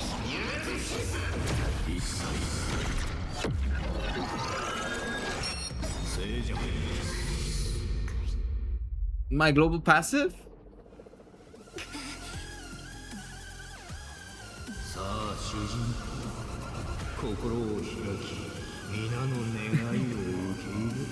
I had a global passive, they just didn't give it to me. 俺を倒して殺してこのサイコロを石ころみたいに蹴飛ばしてみどうする何もかも失うかそれともぶっ壊す今よパム、列車で援護して。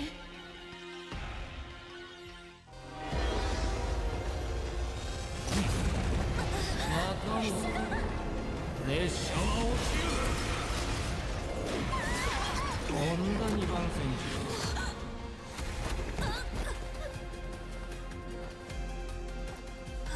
そらあんたにも見えたろ逃れられない終末は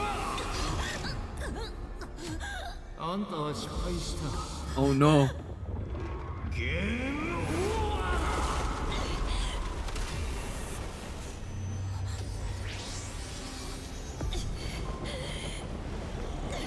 Oh, the mech! Starblazer!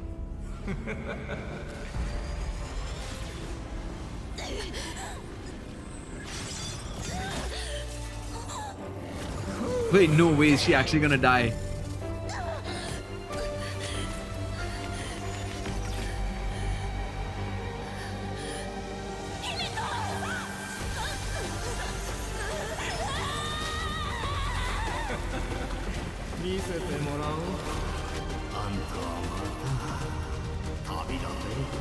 Oh shit.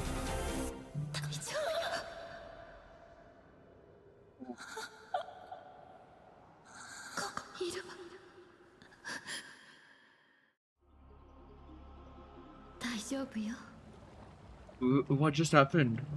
Wait, no way did she actually just use this Stellaron? 私はずっと歩き続けて。姫子。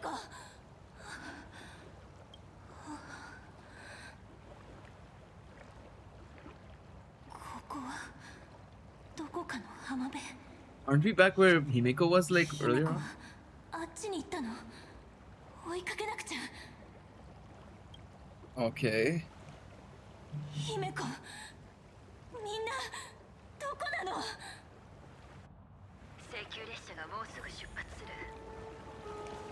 Isn't this all the Astral Express? Like these are the carriages of the Astral Express.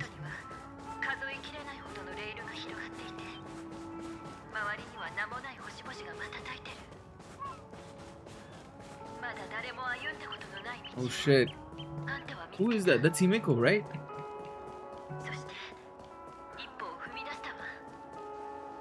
Yeah, that's the Astral Express.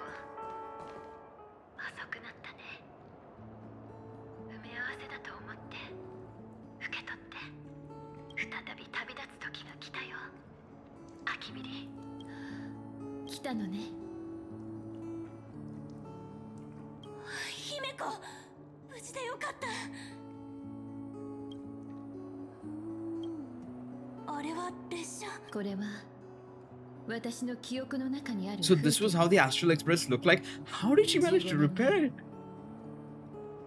さっきは何がどうなったの？とっさに姫子がかばってくれたってことしか覚えてないんだけど、次に目を開けた時にはもうこの場所にいて。あら、私たちがもう負けてしまったんじゃない？それだけはありえない。その通り。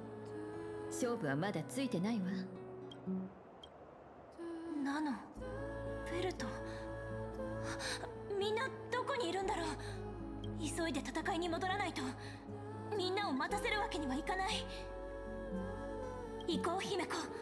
とにかくどうにかしてここから出なくちゃ。I just realized that I was just thinking, I was just processing that first sentence, right? And I didn't want to say it at first because I wanted to let this whole dialogue pass through. She said in English, she said March 7th Dan Hung, but in Japanese, I'm pretty sure she said Nana, which is March 7th, and Welt. And she didn't even say Dan Hung's name. ごめんなさい。私はもうあんたと一緒には行けないわ。What do you mean by that? わからないことだらけよね。さっきまで What do you mean by that? 私のこと、それから Hey, yo, lady, 列車が墜落したこ this の ain't 場所 right. についても What do you mean by that? 私もまさかこんな形で目にすることになるとは思ってなかったわ。まだ気づかないかしら。 Excuse me? この立ち止まったままの時空はあんたが作り出した場所。 Okay. どうやらあの時あんたを抱きしめた瞬間、性格は私の最後の願いを聞き入れてくれたようね。最後の願い？ You know, I didn't think they'd have the balls to do it 2 times. To two Himekos technically in the same game. 15年前、私はある人物と約束したの。月が再び満ちる頃に故郷へ戻り、彼女に会いに行く。そしてその時には、この借り物の命をただの疫病だけ無駄にしてないこと。 Oh, you know what? Fair enough. Ah, I didn't even realize that's fair. I didn't even think about that. じゃあ約束だね。私が絵の世界から戻るのをコーヒーを入れて、シャラップにコーヒーを入れさせて待ってて。みんなでゆっくり話を聞くから。残念。約束のコーヒーは味わえそうにないわ。でも幸い、もう一つの約束を果たすチャンスはまだ残ってるみたい。知ってるよ。その彼女って元子のことでしょ。あんたの口からその名前が聞けて嬉しいわ。 I'm just bewildered. I can't believe they've done it. They've actually done it. They've killed Himeko twice in the same fucking game. I can't believe it, man. What is their problem? How is... Okay, let's be real first and foremost. As much as people like to say Maoika isn't Himeko, there are similarities there still, right? And let's be real. If Genshin hadn't deviated from going away from having Honkai variants, Maoika was most likely going to be Himeko. She was, right? They've let her live there very fine and happily. In fact, they've sacrificed somebody else to take Maoika's spot. That was a close call, by the way. How have they done it here twice? Hey yo, Nexus Anima, don't bring Himeko to the game, man. It's gonna be another one.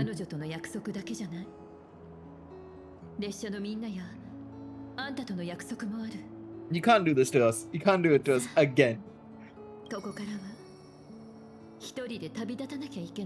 Oh, 1 second. Wait.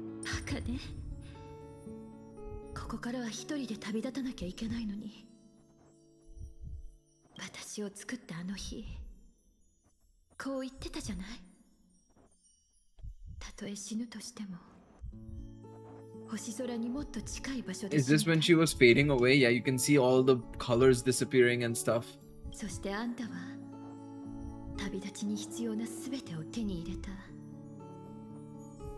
足りるはずがなかった時間すらも今はあんたの手の中にある。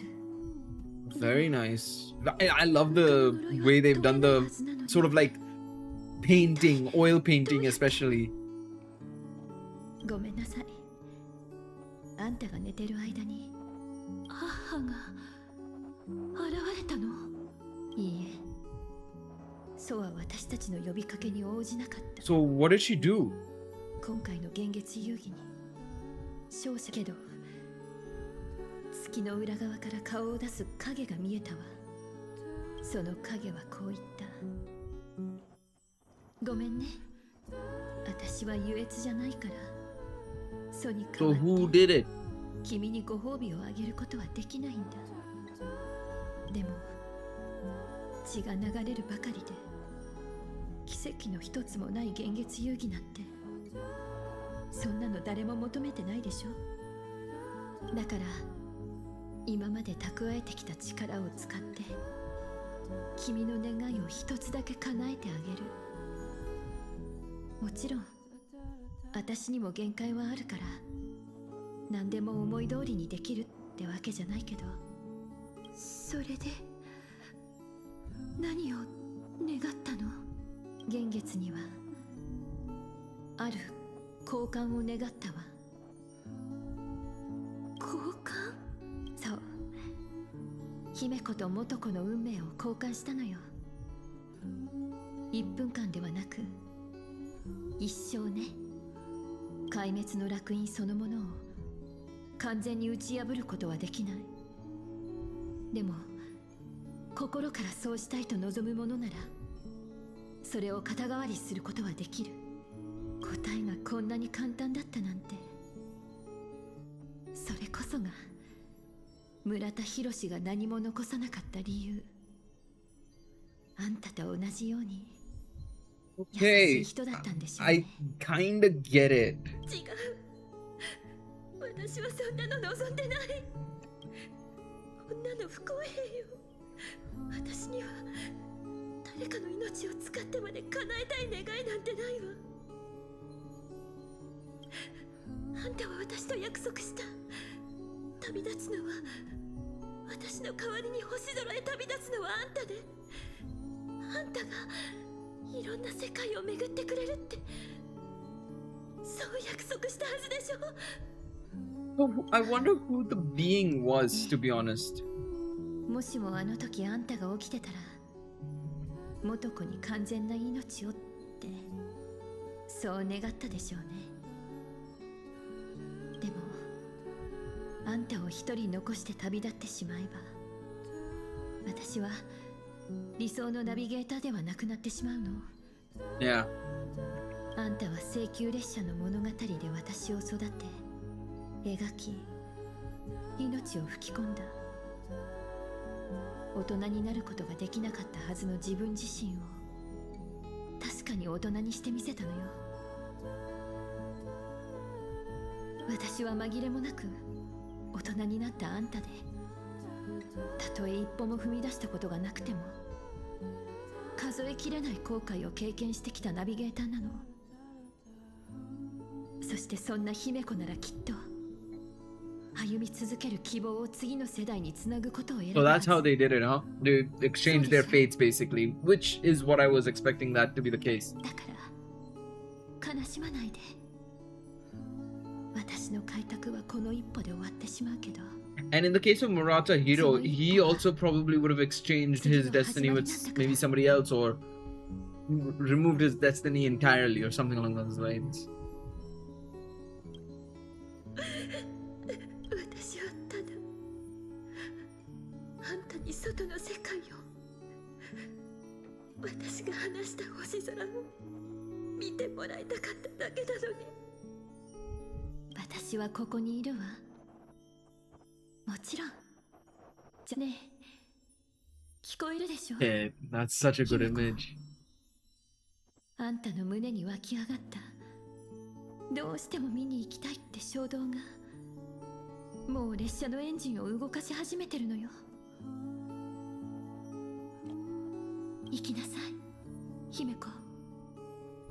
列車を走らせ、アイオンの庇護なき道を歩み、あんた自身があんたの神になるの。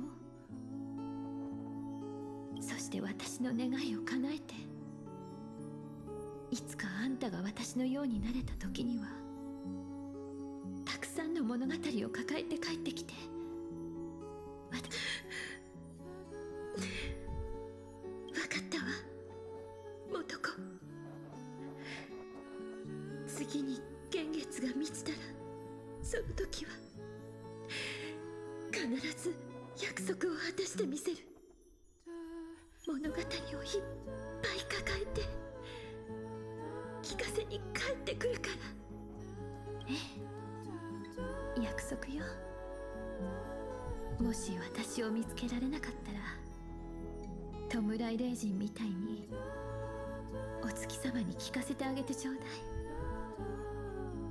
さあ、列車に乗りましょう。大気圏を抜けて星空へ飛び立つ時が来たら、私は星になってあんたの道行きを見守って。だから元子と同じように私たちと別れるっていうの？できることならこの瞬間はもう少し先で Wait, no, they're bullshitting us, man. They can't do 2 in 1 go, man. I refuse it. けれど七死人の旅とはそういうものなの。There's no way, man. いつもふとした瞬間から始まってふとした瞬間に終わってしまう。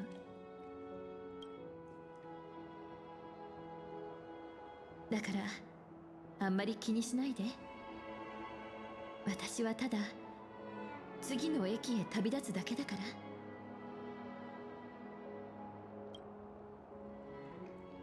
でも列車組の開拓には姫子が必要だよ。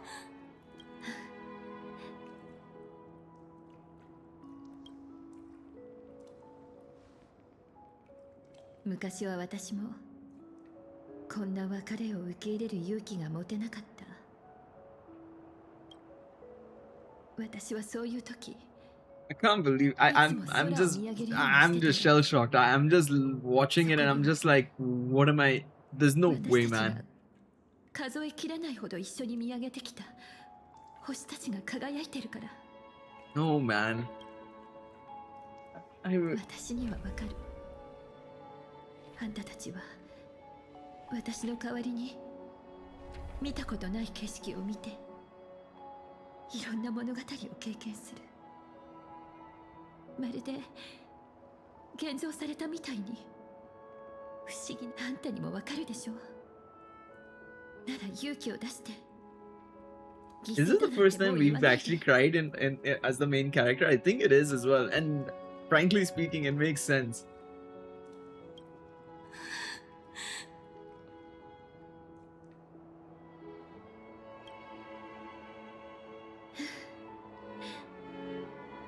私のクローゼットに気に入った服があったら好きに持って行っていいわよって美月ちゃんに伝えてくれる？ナノのクローゼットはもういっぱいでしょ。炭鉱にはこれから心配事が増えるだろうけど、あんまり一人で抱え込まないようにって言っておいて。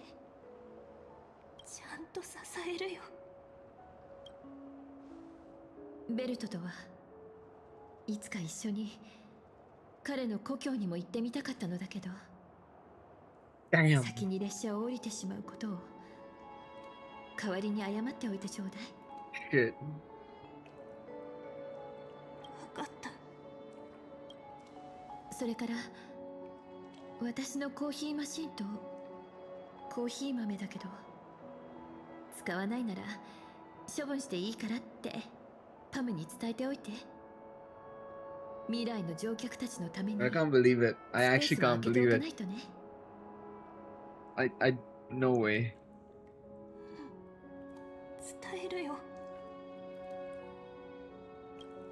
それとサンデーだけど、あの子はいつも張り詰めてるから、旅の途中列車には多くの人が乗って、そして降りていくものだから、もう少し気を楽にしてあまり重く考えないでって話して。 I'm just stunned more than anything.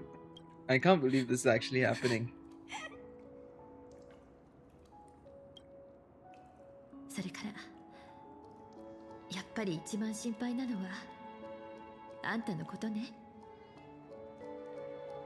これまでの旅は満足いくものだった？ I'm not satisfied with this and I won't accept it. 言わなくていいわ。答えはあんたの心にしまっておいて。あんたの開拓の道はこの先もずっと続いていく。どうか歩き続けて。アイオーンの庇護なき道を歩み、あんた自身があんたの神になるの。そして私の願いを叶えて、たくさんの物語を抱えて帰ってきて私に聞かせてちょうだい。もし私が見つからなかったら、その時は空を見上げて。I don't wanna let you go, girl. 私はあんたのために夜空を照らしてるから。 There's no way, man. I swear to God, this fucking developer, man. Oh, Xiaoji, when I'm through with you. When I'm through with you.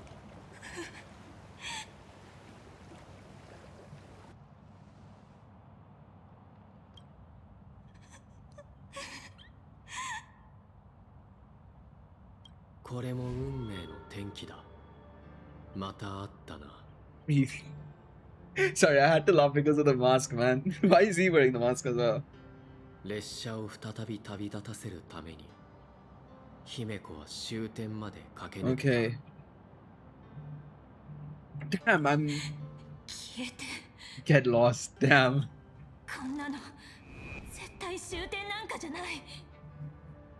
I'm so interested to see what they're developing with this, man. お前と請求列車は And I'm so glad that they're using the male MC in some way, shape, or form, or female, depending on which version you're playing as. You know, they're using Kale is for Stell if you're playing as Stell, and if you're playing as Kale, they're using Stell again, which is great. 8時間前、貴弱がその姿を現した。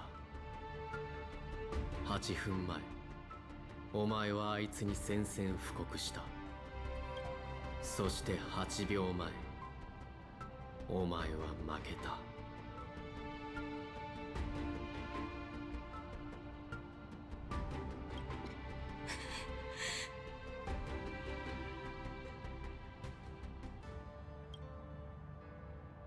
8秒後、姫子は命を捧げることになる。 Wait, so she's not dead yet? 8分後、お前は戦場に舞い戻る。8時間後、神の鉄槌は振り下ろされる。ここからの8日間で、一つの楽園が自らの重みで崩壊し、 Beast would begin voracity, Ouroboros. 獣が神聖な宴を始め、一人の聖なる赤子が人の世に落とされ、 A divine infant will その fall to 泣 the き mortal 声が world. 銀河に狂 Divine 気の infant. 幕開けを Who's the 告げ divine る。 infant? With its first cry, it'll usher in a era of madness for the entire cosmos. そして一柱の神が永遠に舞台を Aha will disappear, yeah. 二度と笑うことはなくなる。 Is this a future you experienced? これは俺が歩んできた道で、その幾千万の可能性の一つだ。でも、 Is this maybe like a version of us that went down the route of finality? それらの可能性が Or terminus 姫子 more が so? 正確にかけた願いから生まれたってこと。そして、そこから導き出される結末は一つ。 Failure. 失敗だけだ。お前にそんな未来を受け入れる覚悟があるのか？ I won't accept it. 残念。まだ俺の言ってることが理解できないみたいだな。まだ開拓の道を歩んでるお前にもう一度聞こう。 Jesus. そんな未来を受け入れる覚悟があるのか？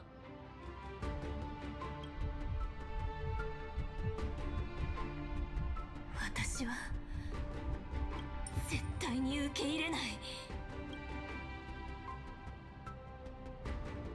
だったらどうすればいいかもう分かってるだろ。今までたくさんの人が同じ決断をしてきたんだから正確に願うんだ。お前の願いで彼女の願いを上書きすればいい。お前は旅の中でもうそれを見つけただろう。 What is this wish?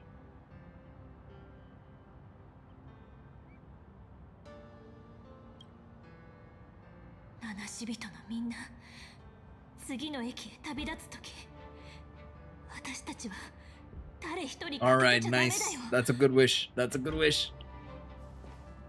いつかの約束誓い Preservation, the hunt, harmony, remembrance. Okay. 私は何一つ諦めない。そう来なくちゃな。かつて俺も同じ決断の果てに全てを失った。でも前へ進み続けるには失うことになれるしかない。さあ、もう一度旅立つんだ。アキビリ。Okay. 俺たちの I'm a little bit lost now. I still think we might be a reincarnated version of Akivili, maybe.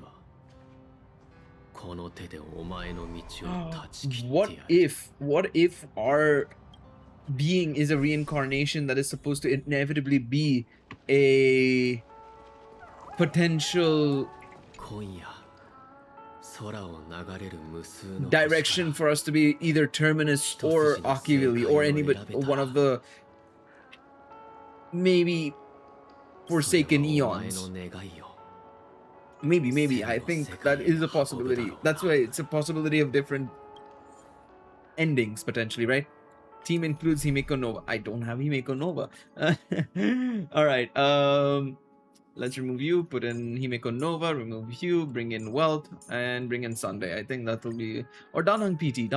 Can we take Danang PT instead of Sunday? Give us a little bit more heal ability, shielding, performance. Yeah. Not taking RMC. I could have taken RMC instead of Wealth, but I like Wealth. Right? I want him to do something. Let him do something. 前へ進むには失うことになれないと。そんなの信じない。絶対に。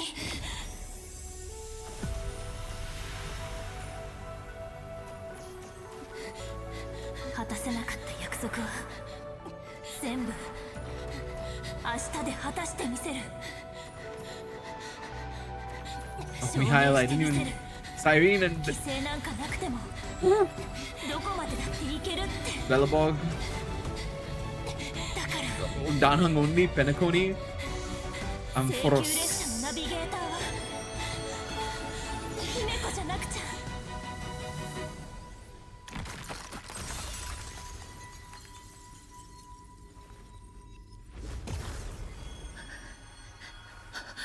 絶対誰にも奪わせない。うちらだってみんな君のそばにいる。ありがとう。約束を守ってくれ。私たちが進むのは未踏の地へ至るためだけ。 Isn't the one where they fuse Night Glow as well into it? いつかの約 Come 束。 on now. 請求列車は再び旅立ち、いつか軍政にたどり着く。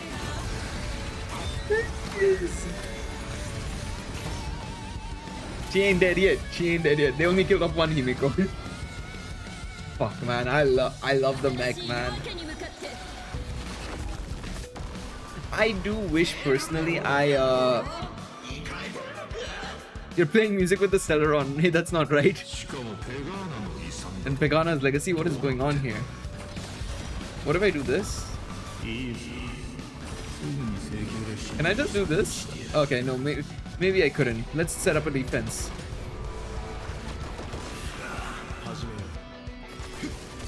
Alright, let's do that. Can I use the... Oh, come on now. There we go. Man, her design is pretty. If Rin and Gilgamesh weren't coming, if they weren't coming, I would go for Himeko 100%, man.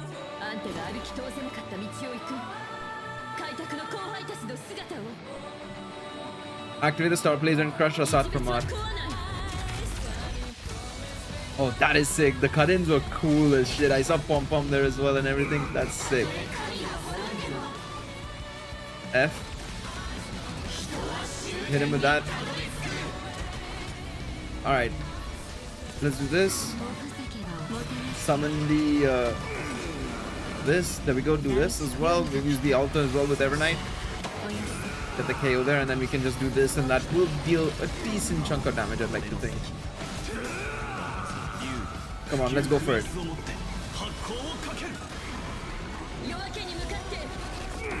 Nice. Hit another bounce.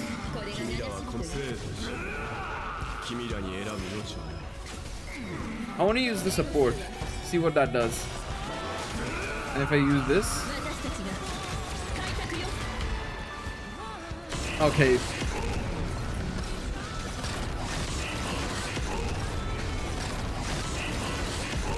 Damn. Journey together. That is sick.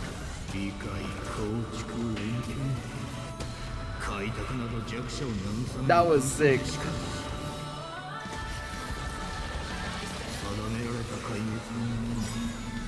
I should have used the F skill there, but that's okay. I think we'll be fine.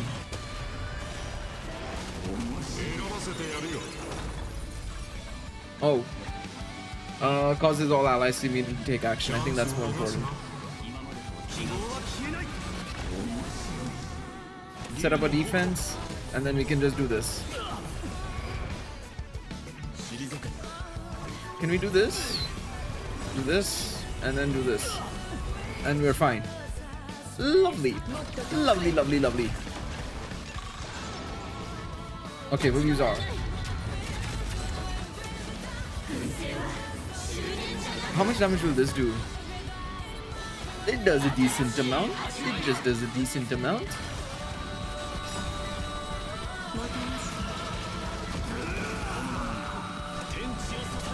There we go. Let's use the ult with our Don Horn. Gives a little bit more shield. I've kind of cooked the books a little bit with the usage of the skills, to be honest. I've kind of gone a bit deep there, but that's fine. I made a mistake there. I forgot that I have to use the E first. But that's fine. Man, people who must have their own Himeko Novas must be dealing so much damage, especially I've heard that she's insane at E2. Alright, Evernight, you can probably finish the job off.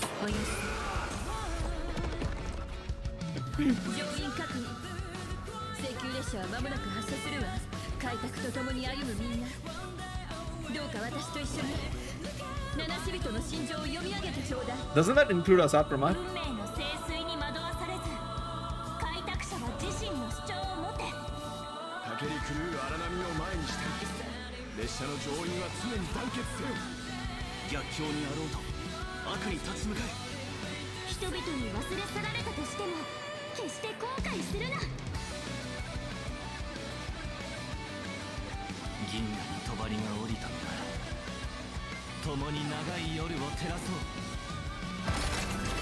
Alright, cutscene time.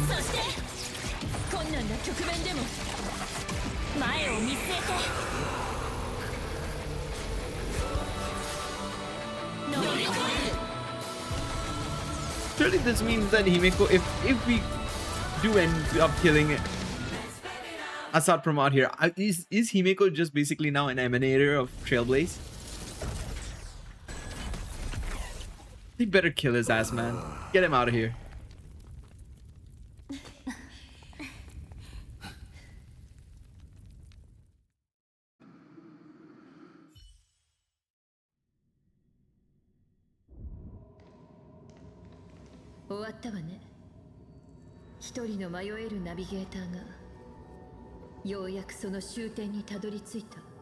Okay.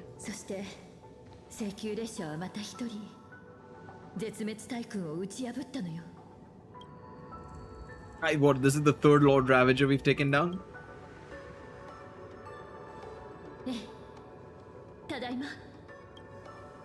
I might have to go for Himeko Nova's rerun, man.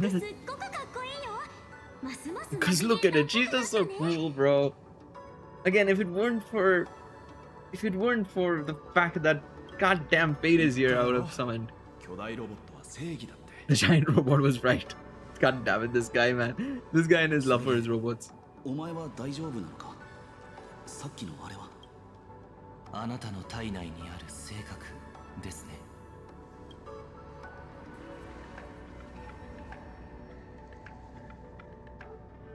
何が起きたかはわからないけれど、さっきの戦いで彼女は私のためにきっとたくさんのものを背負ってくれたんでしょうね。みんなもありがとう。それからサンデー、ナビゲーターとして正式なI love how Asad Pramad is.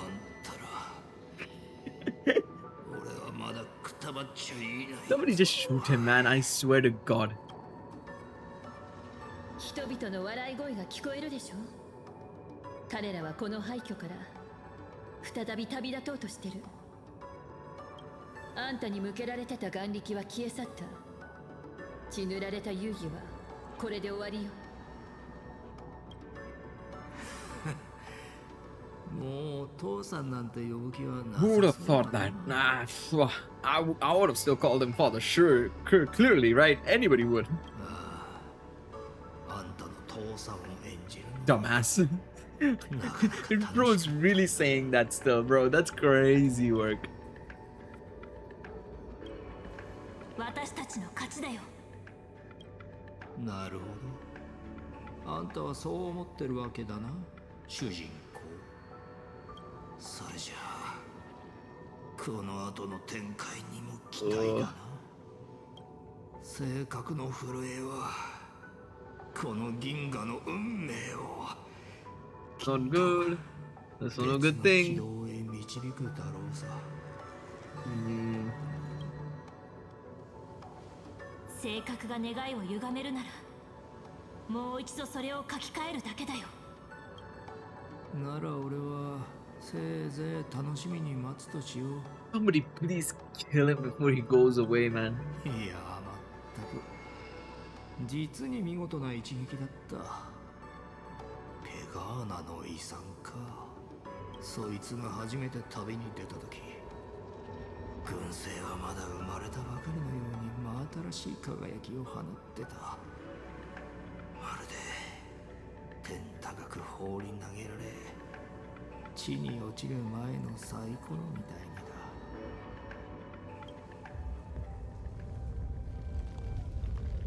待って、なんかおかしくない？大地の裂け目が広がっている。これは貪欲の抜け殻が活性化しているのか。あんたらは俺に打ち勝って見事ご褒美を手に入れてみせた。そう、この世界を救うチャンスをだ。まあそのためにはあんたらがこの世界の全員をその口から逃がしてやらないといけないんだがな。幸運を祈る。さあ逃げ惑え。Wait. Wait, what? Wait, you're telling you just end on that? No shot.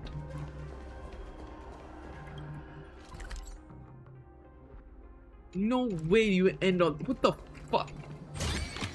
Okay, I wasn't expecting to end it on that. Honestly, I'm still bewildered. Wait, am I done with the Trailblaze mission? Surely not, right? Let me see. This will tell me. Yeah, that's it. Are you serious? Dog, okay. Alright, first and foremost, I'd like to just generally give my thoughts on the story as a whole. Really nice. I think they handled it really well with, you know, giving us that twist with Motoko and Himeko. Obviously, you could kind of guess it a little bit by the time we had the animated short and everything that came out right before the version's release, right? But still, I think they handled the twist really well. They still kept it up in the air whether or not Himeko was going to also die as well, leading to two Himeko variants effectively dying in the same game, effectively, right? That was the whole crazy thing. I think Asad Pramad as an enemy as well and a villain to extend with the Himeko thing is very well done, in my opinion. You know, he's got that little bit of craziness. He's still got that little bit of, you know, childish laughter that he obviously had when he was en route as well, right? And he played that role really well. I think they did a nice job as making him a villain. Obviously, if I had to choose between Lygus and him, I'd say it's a little bit tricky. I know a lot of people will probably say Asat was a lot better, purely because of course, his connection with Himeko and everything. I think it makes a lot of sense, and I think that's fair as well. But I also do think that at the same time, I think Lygus was just that much more deadly, considering of what he was planning on achieving and what he was trying to do and how long it took him. That sort of madness, effectively, you could say. Not even madness, but that sort of like dedication to the cause that he was trying to achieve is insane in itself, right? I think it's a very good debate to have, and maybe a video I might make in the future of, you know, Lygus versus Asad Pramad as the most recent villains of HSR, right? But it's always good to see a good villain, right? I know obviously if you look at Genshin and Zenless, the two current major Hoyogacha games, right? Genshin's major villain right now, it was Dottore, and that was it pretty much, right? Obviously now, you know, we're looking at potentially, you know, the Heavenly Principles and the Abyss, but the problem with those two is that they're major entities that we've not seen, right? We've not seen, we've not heard from them, we've not done anything in that regards. We've not physically been introduced to those entities in any way, shape, or form. The Abyss is a collation as a whole, and in the case of the Heavenly Principles, we don't know anything yet, right? And nothing major in that sense, right? We don't know them physically, or if they're even a physical thing or not physical thing, so on and so forth. So I love that HSR is doing this, especially with the Asat Pramad. Overall, I think the story was good, but I will say this is a problem I've been having with HSR for quite some time now, is I don't know if it's because of the Amphorius effect of people complaining that, you know, the stories are 8 hours long, it's too long, and so on and so forth, but leaving shit on an anticlimactic moment is stupid to me, to be quite honest. It's something they've done regularly from, I feel like, since Plan Arcadia started, and it's one of the reasons why I've personally been a little bit like meh on the entire thing, because I'd like there to be, you know, some form of good continuity, and I've seen so many people also, you know, taking the decision to just leave it for later, right? We'll just do it later when we can binge it in one go, or something along those lines, where they can binge like 2 versions in one go, and it makes a lot of sense. I think that is something, you know, it's not an unreasonable idea necessarily. I think it's a good idea even, because it just kind of gets annoying when, oh, Veracity's come back. What's gonna happen next? Who knows? What we know is there's Summer Robin and Summer Aventurine just round the corner, so clearly everything's gonna be fine at the end of it. You see what I'm saying? I think there needs to be a little bit more information when it comes to or there needs to be a little bit more finality to the stories that we are following, in my personal opinion. But anyways, let me know what you guys think, of course, in the comment section down below. What did y'all think about the Astral Express? What did you all think about the new Trailblaze mission, Limelight? Did you guys like it, dislike it? Do you guys like the way they handled Himeko and, of course, her past? I'm curious to see what you guys have to say down below. Like I said, I'd love to summon for Himeko, but I mean, I gotta wait. I gotta wait for Rin and Co. I did do a multi, didn't get her, so there's no point in me going on beyond that. But let's see how it all pans out. Maybe even on a rerun, I'll definitely give it a shot. But yeah, let me know how you guys fared on your summons, as well as your enjoyment of the story. Did you guys like it, dislike it? Let me know in the comments. Thank you guys so much for watching. I'll see you guys in the next one. Until then, take it easy, everybody. Bye-bye.